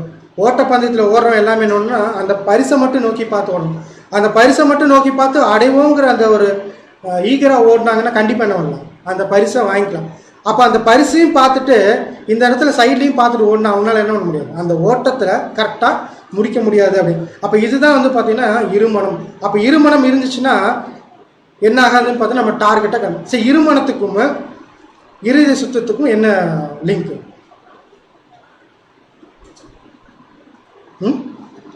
இருமனத்துக்கும் இருதய சுத்தத்துக்கும் இப்போ இருமனம் இருக்காம ஒரே மனம் இருந்துச்சுன்னு வச்சுக்கோங்களேன், இருதயம் எப்படி இருக்குன்னு பார்த்தீங்கன்னா ஒரே சிந்தை இருக்கும், ஒரே ஞாபகம் இருக்கும், எல்லாமே ஒன்றா இருக்கும். டபுளாக இருந்துச்சுன்னா என்ன ஆகுன்னு பார்த்தீங்கன்னா பாதி தேவனுக்கும் பாதி எதுக்கும் கொடுத்துருவாங்க, உலகத்துக்கும். அப்போ ஒன் டார்கெட், அவ்வளோதான். ஒரே டார்கெட் என்னன்னு பார்த்தீங்கன்னா பரமக்கானம். இதை மட்டும் நோக்கி பார்த்து நிறைய பேர் ஓடுறோம் இல்லைங்களா? நிறைய பேர் ஓடுறப்போ ஆனால் ஓட முடியுதா அப்படின்னா கொஞ்சம் கஷ்டம்தான் இல்லையா? நிறைய இடர்பாடுகள் வருது. தேவன் இன்னைக்கு நமக்கு என்ன சொல்லி கொடுத்தாருன்னா, நம்ம அந்த டார்கெட்டை கிளியராக பார்த்துட்டோம் அப்படின்னா நம்மளால் என்ன பண்ண முடியும் பார்த்தீங்கன்னா அந்த டார்கெட்டை நோக்கி கிளியராக ஓட முடியும். கண்டிப்பாக என்ன பண்ண முடியும்னு பார்த்தீங்கன்னா அந்த டார்கெட்டை அச்சீவ் பண்ண முடியும் அப்படிங்கிறாரு. பாருங்க, இன்னொரு வசனம் கூட படிச்சல, அப்போஸ்தலர் 7ஆம் அதிகாரம் 51ஆம் வசனம். அப்போஸ்தலர் 7ஆம் அதிகாரம் 51ஆம் வசனம். வணங்கா கழுத்துள்ளவர்களே, இருதயத்திலும் செவிகளிலும் விருத்த சேதனம் பெறாதவர்களே, உங்கள் பிதாக்களைப் போல நீங்களும் பரிசுத்தாவிக்கு எப்பொழுதும் எடுத்து நிற்கிறீர்கள். என்ன சொல்றான்னு பார்த்தீங்கன்னா வணங்கா கழுத்துள்ள. இப்போ யாரை பற்றி சொல்லிட்டு இருக்கிறாங்கன்னா இஸ்ரேல் ஜனங்களுக்கு சொல்லுங்க. அவங்களுடைய இருதயத்திலும் செவிகளும் என்ன இல்லையா, விருத்த சேதனம் இல்லை. அவங்க என்ன பண்ணிட்டு இருக்காங்கன்னா மாம்சத்தை விருத்த சேதனம் மட்டும் நாங்கள் யாருன்னு சொல்லிட்டு இருக்கிறாங்க, ஆபிரகாமின் சந்ததின்னு சொல்லிட்டு சொல்றது மட்டும் சரி. மற்ற எல்லா காரியத்தையும் என்ன பண்ணிட்டு பார்த்தா உலக பிரகாரமா தேவனுக்கு பிரியமில்லாத காரியங்கள் என்ன. அவங்க எந்த ஊருக்கு போய் நிற்கிறாங்களோ அந்த ஊரோட தெய்வங்கள் என்ன பண்ணுவாங்க, வணங்க ஆரம்பிச்சோம். இப்போ இவங்களை யார் கூப்பிட்டு வந்தாங்கன்னா தேவன் கூப்பிட்டு வந்தார். அந்த தேவன் என்ன பண்ணிட்டாங்கன்னா மறந்துட்டு என்ன பண்ணிடுவாங்க, அந்த ஒரு கல்லுக்கும் மண்ணுக்கும் என்ன பண்ணுவோம்னா வணக்கம் சொல்லுங்க. அப்போ ஏன் அவங்களுக்கு அது பிடிச்சிருக்கு அப்படின்னா இவங்களுக்குள்ள என்ன இல்லைன்னா அந்த தேவனுக்கு பிரியமா நடக்கணுங்கிற அந்த எண்ணம் இல்லை. அதனால தான் பார்த்தீங்கன்னா அதை பார்த்தோன்னு என்னாச்சு, பிடிச்சிருச்சு. இப்போ நமக்கும் அதே தான். இப்போ நம்ம டார்கெட்டை கிளியராக ஃபிக்ஸ் பண்ணிட்டோம்னு வச்சுக்கோங்களேன். கிளியராக ஃபிக்ஸ் பண்ணிட்டோம்னா நம்ம என்ன பண்ண மாட்டோமா, இடர மாட்டோம். ஒருவேளை அதில் லைட்டாக ஜர்க்கானோம்னா நம்மளால் என்ன பண்ண முடியாதுமா, அந்த டார்கெட்டை அடைய முடியாது. அப்போ அந்த டார்கெட்டை அடைய முடியாதுன்னா நமக்குள்ளே என்ன இருக்கான்னு பார்த்தீங்கன்னா அந்த சிந்தனைகள் மாற்றம் வரும்.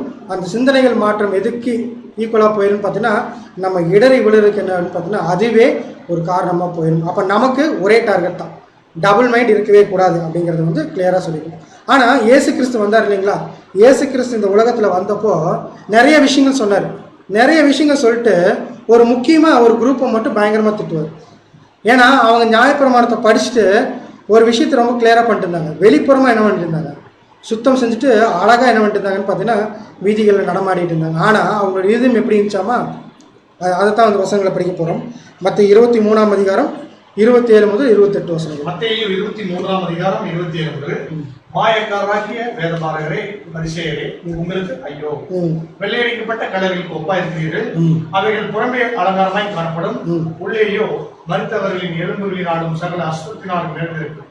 ஏன் இவங்க இப்படி சொல்றாருன்னா வெளியே பார்க்கறதுக்கு இவங்க என்ன பண்ணிட்டு இருக்கிறாங்க, ரொம்ப அலங்காரமா இருக்கிறாங்க. ஆனா அவங்க மனசுக்குள்ள விஷயங்கள் எப்படி இருக்குன்னு பார்த்தீங்கன்னா தேவனுக்கு ஏற்ற பிரகாரம்.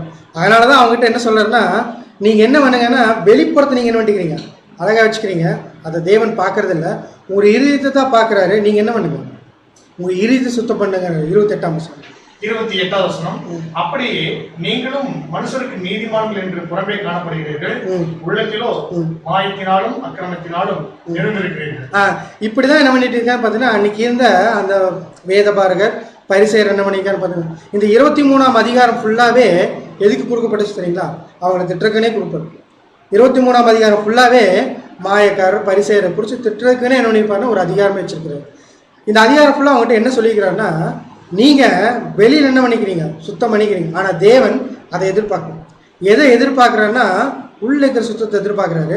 நீங்கள் உள்ளத்தில் என்ன பண்ணுங்கன்னு பார்த்தீங்கன்னா உங்களோட சுத்தத்தை அப்படின்னு சொல்லிட்டு அதிகமாக ஏன் அவங்களுக்கு சொல்லிக் கொடுக்குறாருன்னா இவங்க தான் யாருக்கு சொல்லி கொடுத்துட்டு இருந்தாங்க, ஜனங்களுக்கு சொல்லி கொடுத்தாங்க. அதனால தான் ஜனங்கிட்ட போய் பிரசங்கம் பண்ணுறப்போ அவங்களுடைய போதனைகளை கேளுங்க, ஆனால் அவங்க செய்கிற பிரகாரம் என்ன பண்ணிடாதீங்க, செஞ்சிடாதீங்க. ஏன்னா அவங்க சொல்கிறது ஒன்று செய்யறது ஒன்று.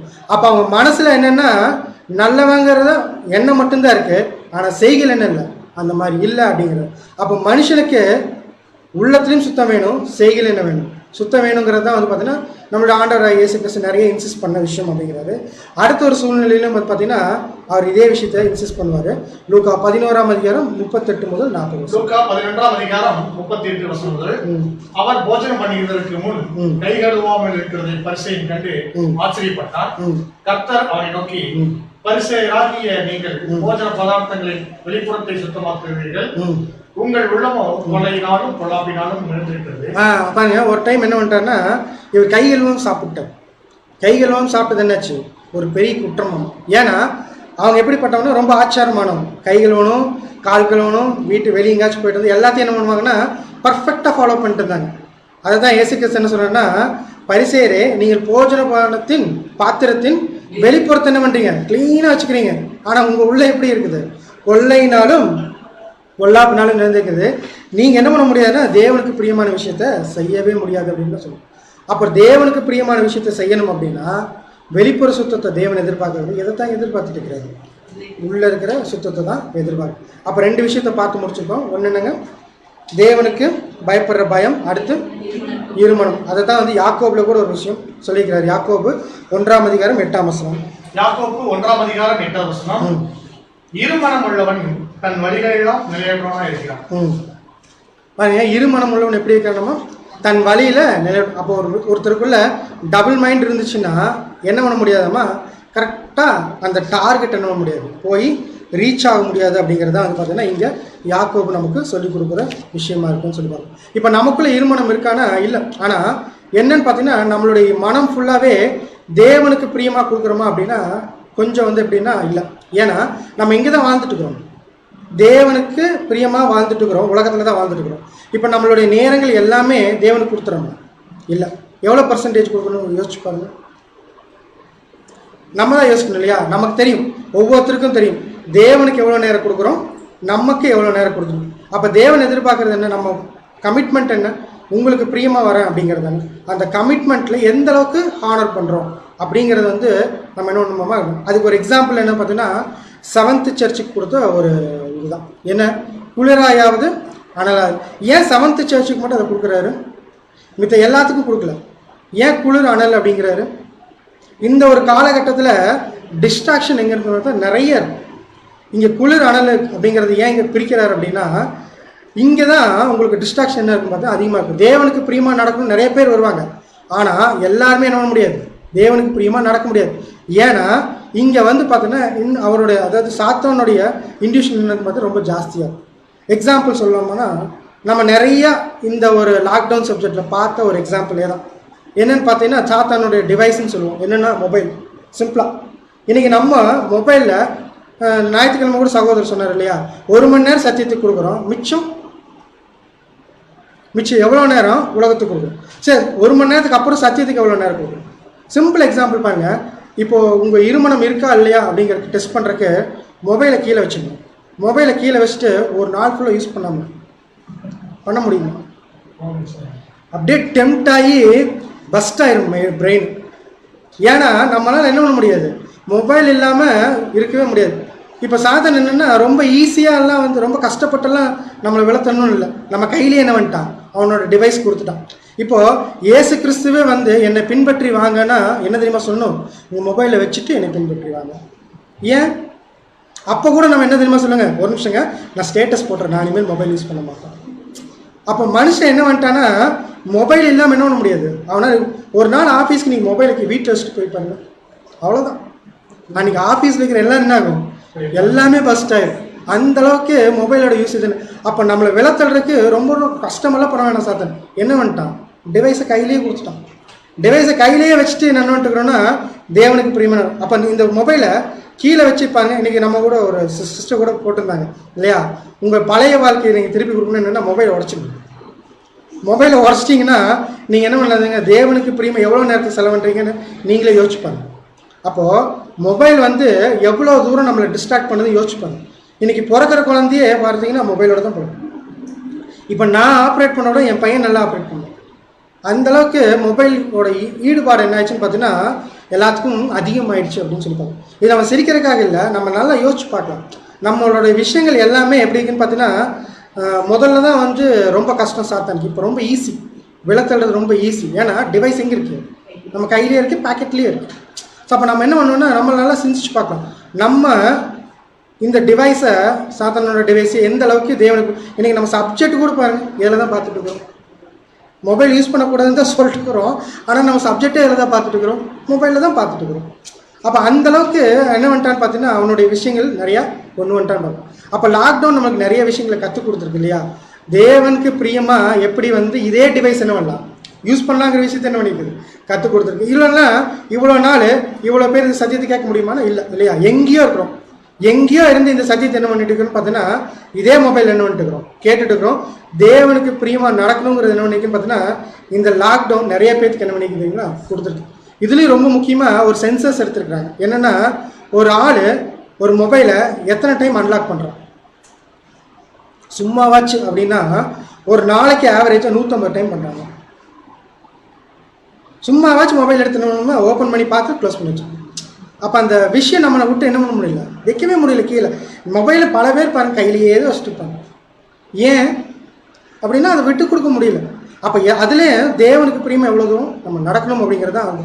ஏன்னா இது ரொம்ப ஆபத்தான விஷயம் அப்படிங்கிறத நிறைய சகோதரர்கள் வந்து பார்த்தீங்கன்னா ஒரு பாடமாகவே என்ன பண்ணிக்கிறான்னு எடுத்துக்கோங்க. பாருங்கள், காலத்தை பிரயோஜனப்படுத்திக் கொடுத்து சகோதரர் எடுத்தாருங்க. காலத்தை பிரயோஜனப்படுத்தி என்ன சொல்லி கொடுத்தாருன்னா நீங்கள் இந்த மொபைல் என்ன பண்ணிக்கிறீங்க யூஸ் பண்ணிக்கிறீங்க, நிறையா விஷயங்கள் என்ன பண்ணிக்க மொபைலில் தான் பார்த்துருக்கீங்க. நிறையா விஷயங்கள் மொபைல் மூலியமாக தான் என்ன பண்ணி பார்த்தா நம்மளை ரீச் பண்ணுது. இப்போ டிவியெல்லாம் மறந்தாச்சு, கம்ப்யூட்டர்லாம் மறந்தாச்சு, இப்போ என்ன ஆச்சு பார்த்து மொபைல் வந்துருச்சு. இப்போ இந்த விஷயத்திலும் தேவனுக்கு பிரியமான என்ன பண்ணுறோம், எவ்வளோ தூரம் செலுத்துகிறோம் அப்படிங்கிறதா இருக்கும். இது வந்து டபுள் மைண்டை கொண்டு வரக்கு என்ன ஆகுன்னு பார்த்தீங்கன்னா நிறைய நமக்கு அது ரூட் கொடுக்கும் அப்படின்னு சொல்லுவோம். தேவனுக்கு விலகி போகிறதுக்கு என்னன்னு பார்த்தீங்கன்னா இது ரூட்டாக இருக்கும் அப்படிங்கிறது தான் வந்து பார்த்தீங்கன்னா தேவன் நமக்கு சொல்லித்தரக்கூடிய விஷயம். அப்போ நான் மொபைல் யூஸ் பண்ணக்கூடாதுன்னு சொல்ல வரல. என்னென்னா மொபைல் இல்லாமல் நம்ம இருக்க முடியாது. ஆனால் தேவனுக்கு பிரியமாக நம்ம எந்த அளவுக்கு கொடுக்கணும், அந்த பர்சன்டேஜை இன்க்ரீஸ் பண்ணணும் அப்படிங்கிறதா வந்து பார்த்தீங்கன்னா நம்மளுடைய இன்டென்ஷன் அப்படின்னு சொல்லி பார்க்கணும்.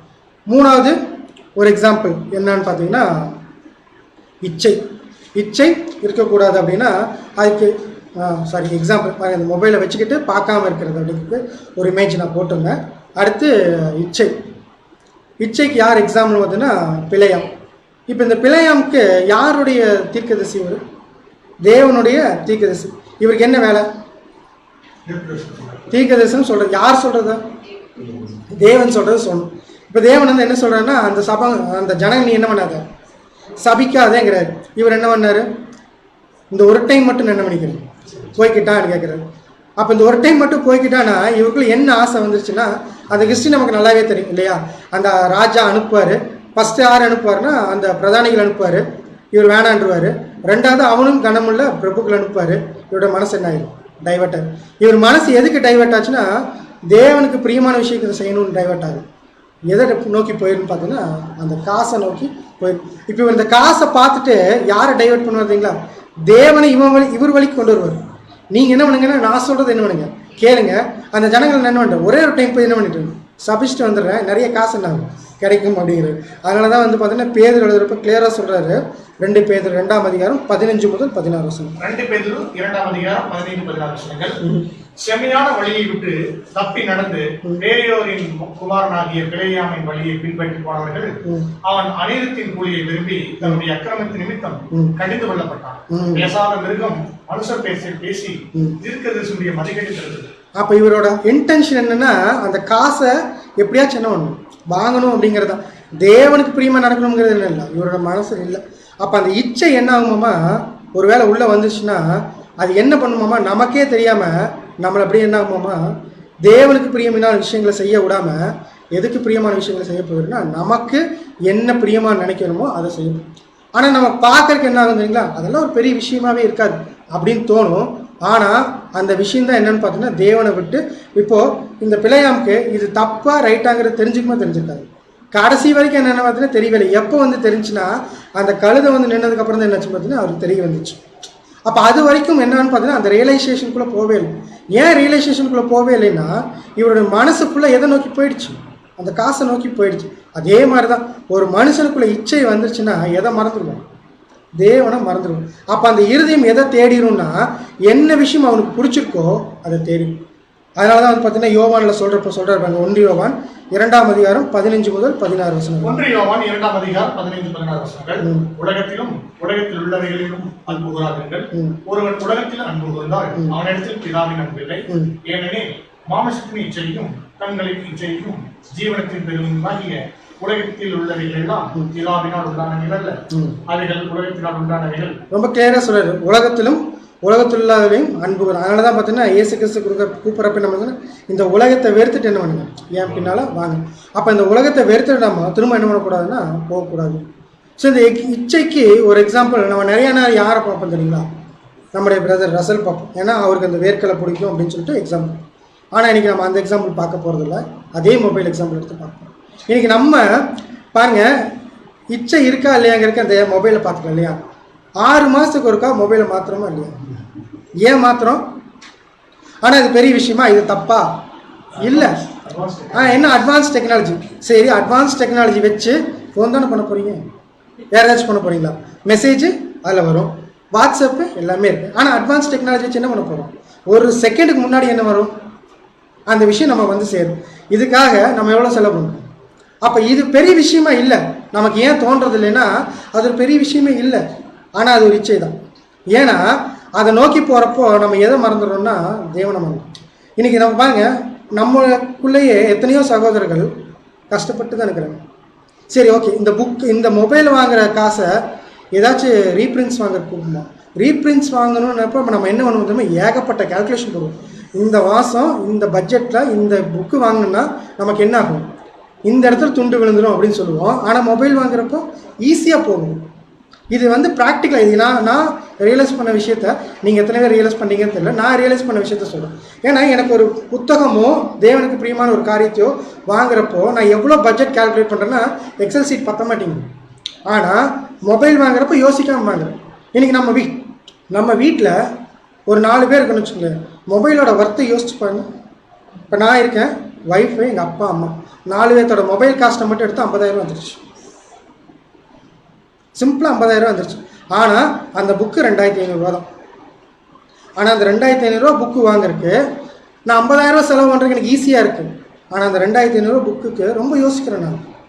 அப்போ எனக்கு இல்லை என்னென்னா அந்த டிஃப்ரென்சியேஷன் தான். இப்போ தேவனுக்கு பிரியமாக நடக்கணுங்கிற விஷயம் நமக்குள்ளே இருக்குது. ஆனால் மொபைல் வாங்கக்கூடிய அந்த ஆர்வம் எதில் இல்லை, அது ஒரு புக்கு வாங்குறதுல இல்லையே அப்படிங்கிறப்ப கஷ்டமாக தான் இருக்குது. ஆனால் இது எப்படின்னா வேறு மாதிரி டைவெர்ட் பண்ணி கொண்டு போயிட்டே இருக்குது. இதே மொபைலு இன்னொன்று வேறு என்னென்னு பார்த்தீங்கன்னா நம்மளுடைய இருதயம் ஏதோ ஒன்று நோக்கி என்ன பண்ணிட்டு பார்த்தீங்கன்னா போயிட்டே தான் இருக்குது.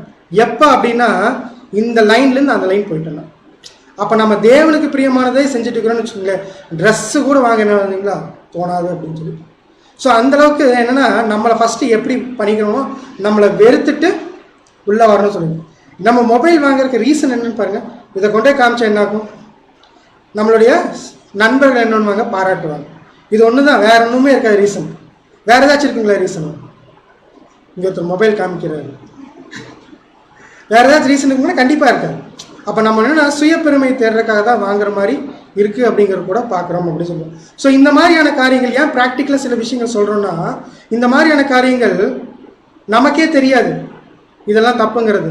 ஆனால் இதெல்லாம் நம்ம என்ன பண்ணிட்டு இருக்கிறோம், டே டு டே லைஃப்பில் செஞ்சுட்டு தான் இருக்கும் அப்படின்னு சொல்லி பார்க்கணும். ஸோ இந்த மாதிரி விஷயங்களெல்லாம் ஒதுக்கிட்டு தேவனுக்கு என்ன பண்ணலாம்னா பிரியமான விஷயங்களை நம்ம செஞ்சோம்னா தேவன் என்ன பண்ணோம்னா நம்ம மேலே பிரியப்படுவார். நம்மளுடைய இருதயம் எதை நோக்கி இருக்குன்னு பார்த்தோன்னா தேவனை நோக்கி இருக்கும். தேவனை நோக்கி இருக்கிறப்ப அந்த இருதயம் எப்படி இருக்குன்னு பார்த்தோன்னா உலகத்தில் இருக்கிற எந்த விஷயம் நாடாது அப்படின்னு சொல்லி பார்க்குறோம். ஏன்னா நம்ம எப்படிப்பட்ட பலியை செலுத்த வந்திருக்கிறோம் அப்படிங்கிறது ரோமர் சொல்கிறாங்க. ரோமர் 12ஆம் அதிகாரம் 1 முதல் 2 வசனங்கள். ரோமர் 12ஆம் அதிகாரம் 1-2 வசனங்கள். அப்படி இருக்க சகோதரரே, நீங்கள் உங்கள் சரீரங்களை பரிசுத்தமும் தேவனுக்கு பிரியமான ஜீவ பலியாக ஒப்புக் கொடுக்க வேண்டும் என்று தேவனுடைய இரக்கங்களை முன்னிட்டு உங்களை வேண்டிக் கொள்கிறேன். நீங்க என்ன சொல்றேன்னா இதுவே நீங்க செய்யத்தக்க புத்தி. அப்படி இருக்க சகோதரர்களை நீங்க என்ன பண்ணுவோம், உங்கள் சரீரங்களை பரிசுத்தம். இந்த பரிசுத்தங்கிற விஷயம் எப்போ வரும், பரிசுத்தமாக இருந்தாங்க விட நம்மளுடைய சொல் செயல் சிந்தை எல்லாமே எப்படி இருக்குன்னு பார்த்தோன்னா தேவன் எதிர்பார்க்குற மாதிரி இருக்கும். அப்போ தேவன் எதிர்பார்க்குற மாதிரி இருக்கணும்னா நம்மளுடைய இதயத்தின் நினைவுகள் எல்லாமே யாருக்கு பிரியமாக இருக்குன்னு பார்த்தோன்னா தேவனுக்கு பிரியமாக இருந்தால் தான் எப்படி பார்ப்பாராமா அந்த பலியை பரிசுத்தமாக பார்ப்பார். இப்போ ஒருவேளை தேவனுக்கு எதிர்பார்க்குற விஷயத்தும் இல்லாமல் என் மனசுக்குள்ளே இருமனம் இருக்குது, பயம் இல்லை, அதே மாதிரி உலக பிரகாரமான இச்சைகள் இருக்குது அப்படின்னா தேவன் அந்த விஷயத்தை எப்படி பார்ப்பான்னு நீங்களும் நினச்சிக்கோங்க. நம்மகிட்ட எப்படி எதிர்பார்க்குறேன்னா ஒரு பரிசுத்தமான விஷயத்தை எதிர்பார்த்துட்டு இருக்கிறாரு.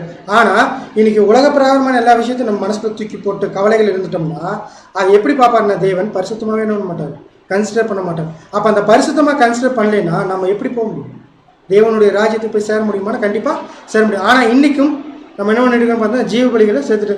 அதே எக்ஸாம்பிள் பாருங்க, இஸ்ரேல் ஜனங்கள் தான். இஸ்ரேல் ஜனங்கள் என்ன பண்ணாங்கன்னு பார்த்தீங்கன்னா தேவனுக்கு பிரியமான பலிகளை செலுத்தினாங்க. ஆனால் அவங்களோட இருதயம் தேவனுக்கு பிரியமாக இருந்துச்சானா இல்லவே இல்லைன்னு சொல்லிப்பாங்க. அதாவது மத்தேயுல சொல்கிறாங்க 15ஆம் அதிகாரம் 8ஆம் வசனம். மத்தேயு 15ஆம் அதிகாரம் 8ஆம் வசனம். இந்த ஜனங்கள் தங்கள் வாயினால் என்னிடத்தில் சேர்ந்து தங்கள் உதடுகளினால் என்னை கனம் பண்ணுகிறார்கள், அவர்கள் இருதயமோ எனக்கு தூரமாய் குறைக்கிறது. கிளியரா சொல்றேன். என்னன்னா இஸ்ரேல் ஜனங்களை குறித்து சொல்றப்போ அவங்க என்ன பண்றாங்க, வாயினால் என்னிடத்தில் சேர்ந்து உதடுகளினால் என்ன பண்றாங்கன்னா கனம் பண்ணிட்டு தான் இருக்காங்க, நான் இல்லைன்னு சொல்லு. ஆனா அவங்களோட இருதயம் எப்படி இருக்கு, தூரமா இருக்கு. அப்ப தேவன் என்ன எதிர்பார்க்கறேன்னா ஃபர்ஸ்ட் க்ளோஸ்னஸ் எதுக்குள்ள வரணுங்கிறாருன்னா அந்த இருதயத்துல வரணும். இருதயத்தில் வந்ததுக்கு அப்புறம் தான் எதில் எதிர்பார்க்குறாருன்னா அவருடைய சொல்லையும் செயலை எதிர்பார்க்குறாருன்னு சொல்லிப்பாங்க. ஏன்னா தேவன் முதல்ல ஒரு மனுஷனை பார்த்தா இங்கே டேரெக்டாக பார்க்குறாரு, அவனுடைய இருதயத்தை பார்க்குறாரு. அப்போ அந்த இருதயத்தில் பரிசுத்தமாக இருந்துட்டாருன்னா அவர் செலுத்துகிற பலி எப்படி இருக்குன்னு பார்த்தீங்கன்னா தேவனுக்கு பிரியமான ஒரு பலியாக இருக்கும் அப்படிங்கிறதா வந்து பார்த்தீங்கன்னா இன்றைக்கி நம்ம தெரிஞ்சுக்கிட்ட ஒரு விஷயம். சரி, ஓகே, இந்த விஷயத்த தெரிஞ்சுக்கிட்டோம் இல்லை, இந்த தெரிஞ்சுக்கிட்ட விஷயத்த எப்படி கடைப்பிடிக்கிறது, எப்படி கடைப்பிடிக்கணும் அப்படிங்கிறத யாக்கோபு நமக்கு சொல்றாங்க. யாக்கோபு 1ஆம் அதிகாரம் 23 முதல் 24 வசனம். யாக்கோபு 1ஆம் அதிகாரம் 23-24 வசனங்கள். ஜனத்தினால் நினைவு ஒருவன் திருவசனத்தை கேட்டும் அதன்படி செய்யாதவனானால் கண்ணாடியிலே தன் சுபாவ முகத்தை பார்க்க மனுஷனுக்கு ஒப்பாயிருப்பான். கிளியரா சொல்றேன். என்னன்னா இப்போ நீங்க எல்லா விஷயத்தையும் கேட்டீங்க, கேட்டது பிரகாரம் நடக்கல அப்படின்னா அந்த விஷயம் எப்படி இருக்காமா கண்ணாடியில ஃபேஸை பார்க்குற மாதிரி தான். 10 நிமிஷம் பார்த்துட்டு போயிடும், ஆனால் அந்த ஃபேஸ் என்ன ஆகாது, நமக்கு ஞாபகம் இருக்காது. அதே மாதிரி நீங்கள் கடைப்பிடிச்ச அதை கற்றுக்கிட்ட எல்லா விஷயத்தையும் நீங்கள் வாழ்க்கையில் அப்ளை பண்ணல அப்படின்னா அது எப்படி இருக்குமாமா கண்ணாடியில் ஃபேஸை பார்த்துட்டு மறந்துடுற மாதிரி தான். அது நீங்கள் என்ன பண்ணுவீங்கன்னா மறந்துடுவீங்க. அப்படி மறக்கக்கூடாது. நீங்கள் என்ன பண்ணணுமாமா அதிகமாக உங்களுடைய வாழ்க்கையில் அதை ப்ராக்டிஸ் பண்ணுங்க அப்படிங்கிற. அடுத்த விஷயம் 24ஆம் வசனம். அவன் தன்னைத்தானே பார்த்து அவ்விடம் விட்டு போன உடனே தன் சாயல் இன்னது என்பதை மறந்துவிடுவான். அதான் பார்த்தீங்கன்னா அதுக்கப்புறம் போனதுக்கப்புறம் என்ன பண்ணாங்கன்னா ஃபேஸ் எப்படி மறந்துடுறானோ அதே மாதிரி நீங்கள் படித்த விஷயம் தெரிஞ்சுக்கிட்ட விஷயம் இந்த 1 மணி நேரத்தில் நிறைய விஷயங்கள் நம்ம பார்க்குறப்போ நம்ம என்ன பண்ணுறீங்களோ ஆமாம் இது கரெக்டு இது அப்படியே எல்லாம் புரியுது. ஆனால் இந்த 1 மணி நேரத்துக்கு அப்புறம் என்ன திரும்ப மொபைல் தான் இல்லைங்களா, அது ரியலாகவே வந்துடுது. ஆனால் அதெல்லாம் என்ன பண்ணணுமாமா ப்ராக்டிஸ் பண்ணணும் அப்படிங்கிறது. அப்படி ப்ராக்டிஸ் பண்ணும்போது தான் உங்களுடைய இருதயம் என்னன்னு பார்த்தோன்னா தேவனுக்கு ஏற்றவைகளை நாட விரும்பும் அப்படின்னு சொல்லி சொல்கிறாருன்னு சொல்லி பார்க்கணும். இதே இன்னொரு விஷயம் படிக்கலாம். சங்கீதம் 24:3-4. சங்கீதம் 24:3-4 வசனங்கள். யார் கர்த்தருடைய பர்வதத்தில் ஏறுவார், யார் அவருடைய பரிசுத்த ஸ்தலத்தில் நிலைத்திருப்பார், கைகளில் சுத்தமுள்ளவனும் இருதயத்தில் மாசுலாதவனுமாய் இருந்து தன் ஆத்மாவை மாயைக்கு ஒப்புக்கொடாமல் கபடாய் ஆணையிடாமல் இருக்கிறவன். யார் தேவனுடைய பர்வதத்துக்கு போக முடியும் அப்படின்னா பர்வதங்கிறது அவருடைய ராஜ்யத்துக்கு போக முடியும் பார்த்தீங்கன்னா இருதயத்தில் மாசு இல்லாதவர்கள். ஸோ இருதயத்தில் சுத்தம் இருக்கிறவங்க மட்டும்தான் எங்கே போக முடியும் பார்த்தீங்கன்னா தேவன் அந்த அழைப்புக்குள்ளே கூப்பிட்ட அந்த பந்தய பொருள் என்ன முடியும் வாங்கி கொள்ள முடியும். அதை தான் வந்து பார்த்தீங்கன்னா பவுலப்போஸ் என்ன பண்ணால் தன்னோட லைஃப்குள்ளே என்ன பண்ணார் ப்ராக்டிஸ் பண்ணார். பழைய மனுஷன் புதிய மனுஷன் ரெண்டுக்குள்ளேயும் போராட்டம் என்ன பார்த்தீங்கன்னா இருந்துகிட்டே தான் இருக்குது. இப்போ நமக்கும் இந்த போராட்டங்கள் இருக்குது. நமக்கும் என்ன ஒன்று பார்த்தீங்கன்னா இந்த போராட்டங்கள் மத்தியில் தான் நம்ம என்ன ஒன்று பார்த்தீங்கன்னா இருதயத்தை சுத்தம் பண்ணக்கூடிய அந்த காரியங்கள் நம்ம செய்யணும். ஸோ நாமளும் என்ன ஒன்று பார்த்தீங்கன்னா இருதயத்தை சுத்தப்படுத்துறதுக்கு அதிகமாக பிரயாசப்பட்டு தேவன் அந்த கொடுக்கக்கூடிய அந்த பந்தய பொருளை வாங்கிக்கலாம். இன்னொரு வசனம் கூட படிக்கலாம். 1 யோவான் 3ஆம் அதிகாரம் 2 முதல் 3 வசனங்கள். 1 யோவான் 3ஆம் அதிகாரம் 2-3 வசனங்கள். பிரியமானவர்களே, இப்பொழுது தேவனுடைய பிள்ளைகளாய் இருக்கிறோம், இனி எவ்விதமாய் இருப்போம் என்று இன்னும் வெளிப்படவில்லை. ஆகிலும் அவர் வெளிப்படும் போது அவர் இருக்கிற வண்ணமாகவே நாம் அவரை தரிசிப்பதினால் அவருக்கு ஒப்பாய் இருப்போம் என்று அறிந்திருக்கிறோம். கிளியரா சொல்றேன். என்னன்னா பிரியமானவர்களே, இப்பொழுது தேவனுடைய பிள்ளைகளா இருக்கிறோம், இனி எப்படி இருப்போங்கிறது தெரியாது. அவர் வெளிப்படும் போது என்ன பண்ணுவோமா அவர் இருக்கிற வண்ணமாகவே நாம் என்ன பண்ண போறோம் அவரை தரிசிக்க போறோம். அப்போ நம்ம அவரை தரிசிக்கணும்னா அவருக்கு ஈக்குவலாக நம்ம பண்ணணும். நம்மளுடைய கேரக்டர்ஸ் எல்லா விஷயத்தையும் மாற்றினாதான் என்ன பண்ண முடியும்னு பார்த்தோன்னா அவரை நம்ம என்ன பண்ண முடியும் பார்க்க முடியும். அடுத்து 3ஆவது வசனம். அவர் மேல் இப்படிப்பட்ட நம்பிக்கை வைத்திருக்கிறவனும் அவர் சுத்தமுள்ளவராக இருக்கிறது போல தன்னையும் சுத்திகரித்துக் கொள்கிறார். யார் மட்டும்தான் சுத்திகரிச்சுக்கிறோம்னா இந்த நம்பிக்கை அவரை கண்டிப்பாக பார்ப்போன்னு நம்பிக்கை இருக்கிறவங்க மட்டும்தான் என்ன பண்ணுவாங்கன்னா சுத்தமுள்ளவா இருக்கிற போல தண்ணியும் என்ன பண்ணோம்னா சுத்திகரித்து கொண்டு தேவனுக்கு பிரியமான காரியங்கள் என்னன்னா செஞ்சு தேவன் கூட போய் என்னோம்னா அந்த ஒரு ராஜ்யத்துக்குள்ளே.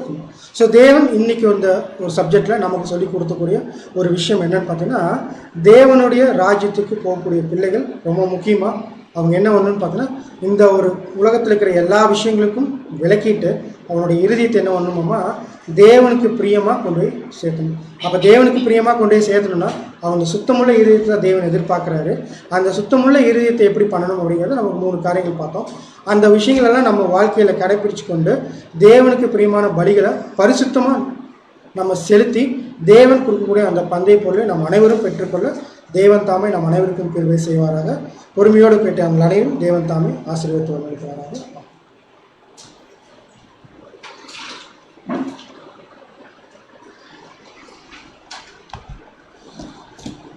அன்புக்குரிய சகோதர சகோதரிகளே, இன்றைய நாளிலும் கூட நம்முடைய அன்பு சகோதரர் நமக்கு இருதயத்தில் நோக்கங்கள் அப்படிங்கிற தலைப்பின் கீழே நம்முடைய ஆண்டவராக இயேசு கிறிஸ்து மலை பிரசங்கத்தில் பண்ண ஒரு பிரசங்கத்தினுடைய தாற்பயத்தில் ஒரு காரியத்தை நம்ம இன்னைக்கு எடுத்து நம்ம பார்த்தோம்.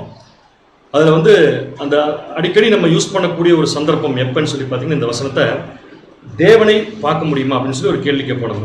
பேசிக்லேயே கேட்போம், தேவனை பார்க்க முடியுமா அப்படின்னு சொல்லி கேட்டால் அதனுடைய பதிலும் கண்டிப்பாக முடியாது அப்படின்னு தான் வரும். அப்போ தான் நம்ம இந்த வசனத்தை எடுத்து நம்ம கோட் பண்ணுறப்ப, இருதயத்தில் சுத்தமுள்ளவர்கள் பாக்கியவான்கள், அவர்கள் தேவனை என்ன பண்ணுவாங்கன்னா தரிசிப்பார்கள் அப்படிங்கிற வசனம் 100க்கு 100 உண்மை அப்படிங்கிறதுல எந்த மாற்றம் இல்லை. அப்படின்னு இப்போ மனுஷராக இருக்கிற இந்த கண்டிஷனில் நம்ம இருதயத்தில் சுத்தமுள்ளவர்களாக இருந்தால், நம்முடைய உயிர்த்தெழுதல் ஒரு மேன்மையான உயிர்த்தெழுதலாக இருந்துச்சுன்னா, அதாவது ஆவிக்குரிய உயிர்த்தெழுதலாக இருக்கிற பட்சத்தில், முதலாம் உயிர்த்தெழுதலில் வர பட்சத்தில் இயேசு கிறிஸ்துவையும் பார்க்கலாம், தேவனையும் பார்க்கலாம். ஏன்னா அவங்க இருக்கிற நிலைமைக்கு நம்ம போயிடுறோம். ஸோ மனுஷ நிலைமையிலிருந்து தேவனுடைய அந்த தெய்வீக சுபாவம் அப்படிங்கிற நிலைமைக்கு நம்மளை மாற்றுறது எதுன்னு சொல்லி பார்த்தீங்கன்னா, நம்முடைய இருதயத்தின் சிந்தனைகள் தான் அப்படிங்கிறது அந்த சப்ஜெக்டுடைய ஒரு முக்கியமான கருத்து. ஸோ அந்த இருதயத்தின் சிந்தனைகள் சுத்தமாக இருக்கிறது அப்படிங்கிறது ரொம்ப முக்கியமான விஷயம். சுத்தமாக இருக்கிறதுக்கு என்ன பண்ணுறது அப்படின்னா, ஒரு பொருளை சுத்தமாக இருக்கிறதுக்கு அதை பாதுகாக்கணும். அதே மாதிரி இருதயத்தை சுத்தமாக வைக்கிறதுக்கு என்ன பண்ணுறது அப்படிங்கிறதுக்கு சகோதரர் ஒரு 3 பாயிண்ட் சொன்னார். இந்த 3 பாயிண்ட் ஞாபகம் இருக்க எல்லாத்துக்குமே? நோட் போடக்கூடாது. முதல்ல தேவ பயம் இருக்க வேண்டும். அடுத்தது டபுள் மைண்ட் இருக்கு. ஏன்னா டபுள் மைண்ட் இருந்தாலே பாதி தான் நம்ம தேவனுக்கு கொடுக்குறோம்னு அர்த்தம், மிச்ச பாதியை வேற விஷயத்துக்கு கொடுத்துறோம். அதே மாதிரி இச்சை அப்படின்னு சொல்லும்போது எது மேலே ஆசைப்படுறோமோ அதுக்கு நம்ம கொடுத்துட்டு நம்ம தேவனுக்கு கொடுக்கறது இல்லை அப்படிங்கிற பாயிண்டையும் நம்ம இன்னைக்கு பார்த்தோம். ஆகவே இருதயத்தில் நம்ம என்னென்ன விஷயங்களை வச்சிருக்கோம் அப்படிங்கிறத விட எவ்வளவு சுத்தமாக வச்சிருக்கோம் அப்படிங்கிறத முக்கியமான காரியம் அப்படிங்கிறத இந்த சப்ஜெக்ட் மூலம் நம்ம தெரிந்து கொண்டோம். தேவனுக்கும் சகோதரருக்கும் நன்றி தெரிவித்துக் கொண்டு இன்றைய நாளுக்குரிய இறைவன் இனிய கீதங்கள் வாசிக்கும்படியாக நம்முடைய அன்பு சகோதரர் சிந்தன் அவர்களை அன்புடன் அழைக்கிறோம். அவரே ஜெபம் செய்து முடிக்கும்படியாக கேட்டுக்கொள்கிறோம். அதற்கு பின்பு அறிவிப்புகளை நாம் கேட்போம்.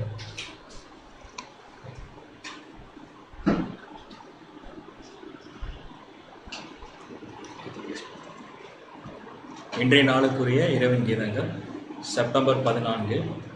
தாம் நம்மை அழைக்கிறதுனாலே நமக்கு உண்டாயிருக்கிற நம்பிக்கை இன்னதென்றும், பரிசுத்தவானிடத்தில் தமக்கு உண்டாயிருக்கிற சுதந்திரத்தினுடைய மகிமையின் ஐஸ்வர்யம் இன்னதென்றும் நீங்கள் அறியும்படிக்கு அவர் உங்களுக்கு பிரகாசமுள்ள மனக்கண்ணை கொடுக்க வேண்டும் என்று வேண்டிக் கொள்கிறேன். எபேசியர் 1ஆம் அதிகாரம் வசனம் 18-19. இதற்குரிய விளக்கம்: தேவன் தம்மால் தெரிந்து கொள்ளப்பட்டவர்களுக்கு வைத்திருக்கும் ஆச்சரியமான ஆசீர்வாதங்களை ஒரு நோக்கில் பார்க்க வேண்டுமென்றால் இருதயத்திலும் சிந்தனையிலும் இக்காட்சியை காண மிகுந்த காலம் தேவைப்படுகிறது.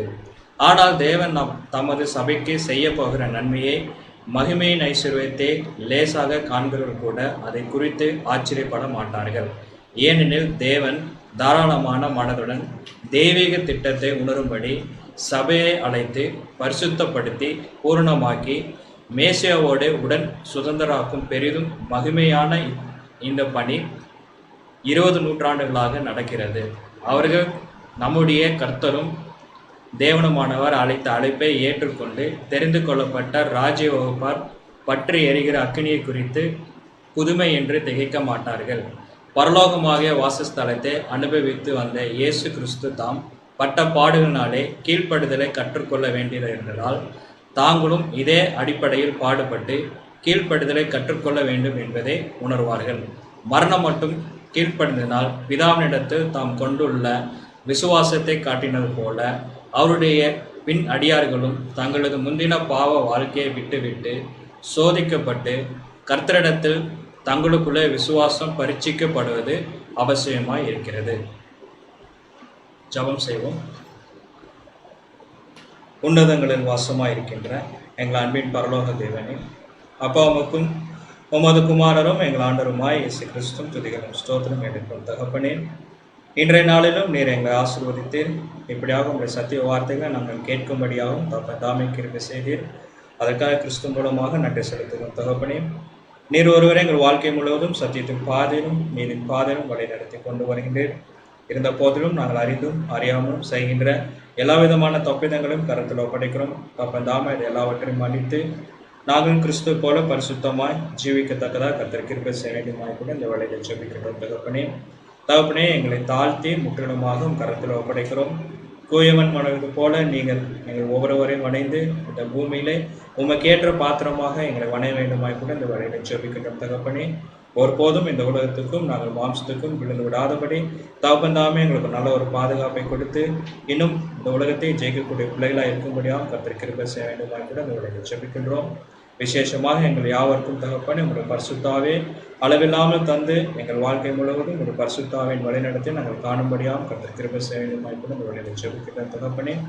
இன்றைக்கு கூட தகப்பனே இந்த கூட்டம் தொடக்கம் முதல் முடிவு வரை உங்களுடைய திவ்ய பிரசனம் எங்களோடு இருந்து எங்கள் வழிநடத்த தயவுக்காகவும் கிருபைக்காகவும் கூட உங்கள் ஸ்தோத்திரிக்கிறோம், நன்றி செலுத்துகிறோம் தகப்பனே. மீதியான வேலைகள் யாவற்றும் கூட தகப்பனே கருத்தில் ஒப்படைக்கிறோம். நீதாமே எங்களை யாவரும் ஆசீர்வதித்து வழி நடத்த வேண்டுமாய் எங்கள் அன்பின் ஆண்டோரும் மீட்பரும் ரட்சரும் ஜீவாதிபதியுமா இருக்கின்றனர். இயேசு கிறிஸ்து மூலம் ஜெபிக்கின்றோம் எங்கள் ஜீவனுள்ள நல்ல பிதாவே, ஆமென்.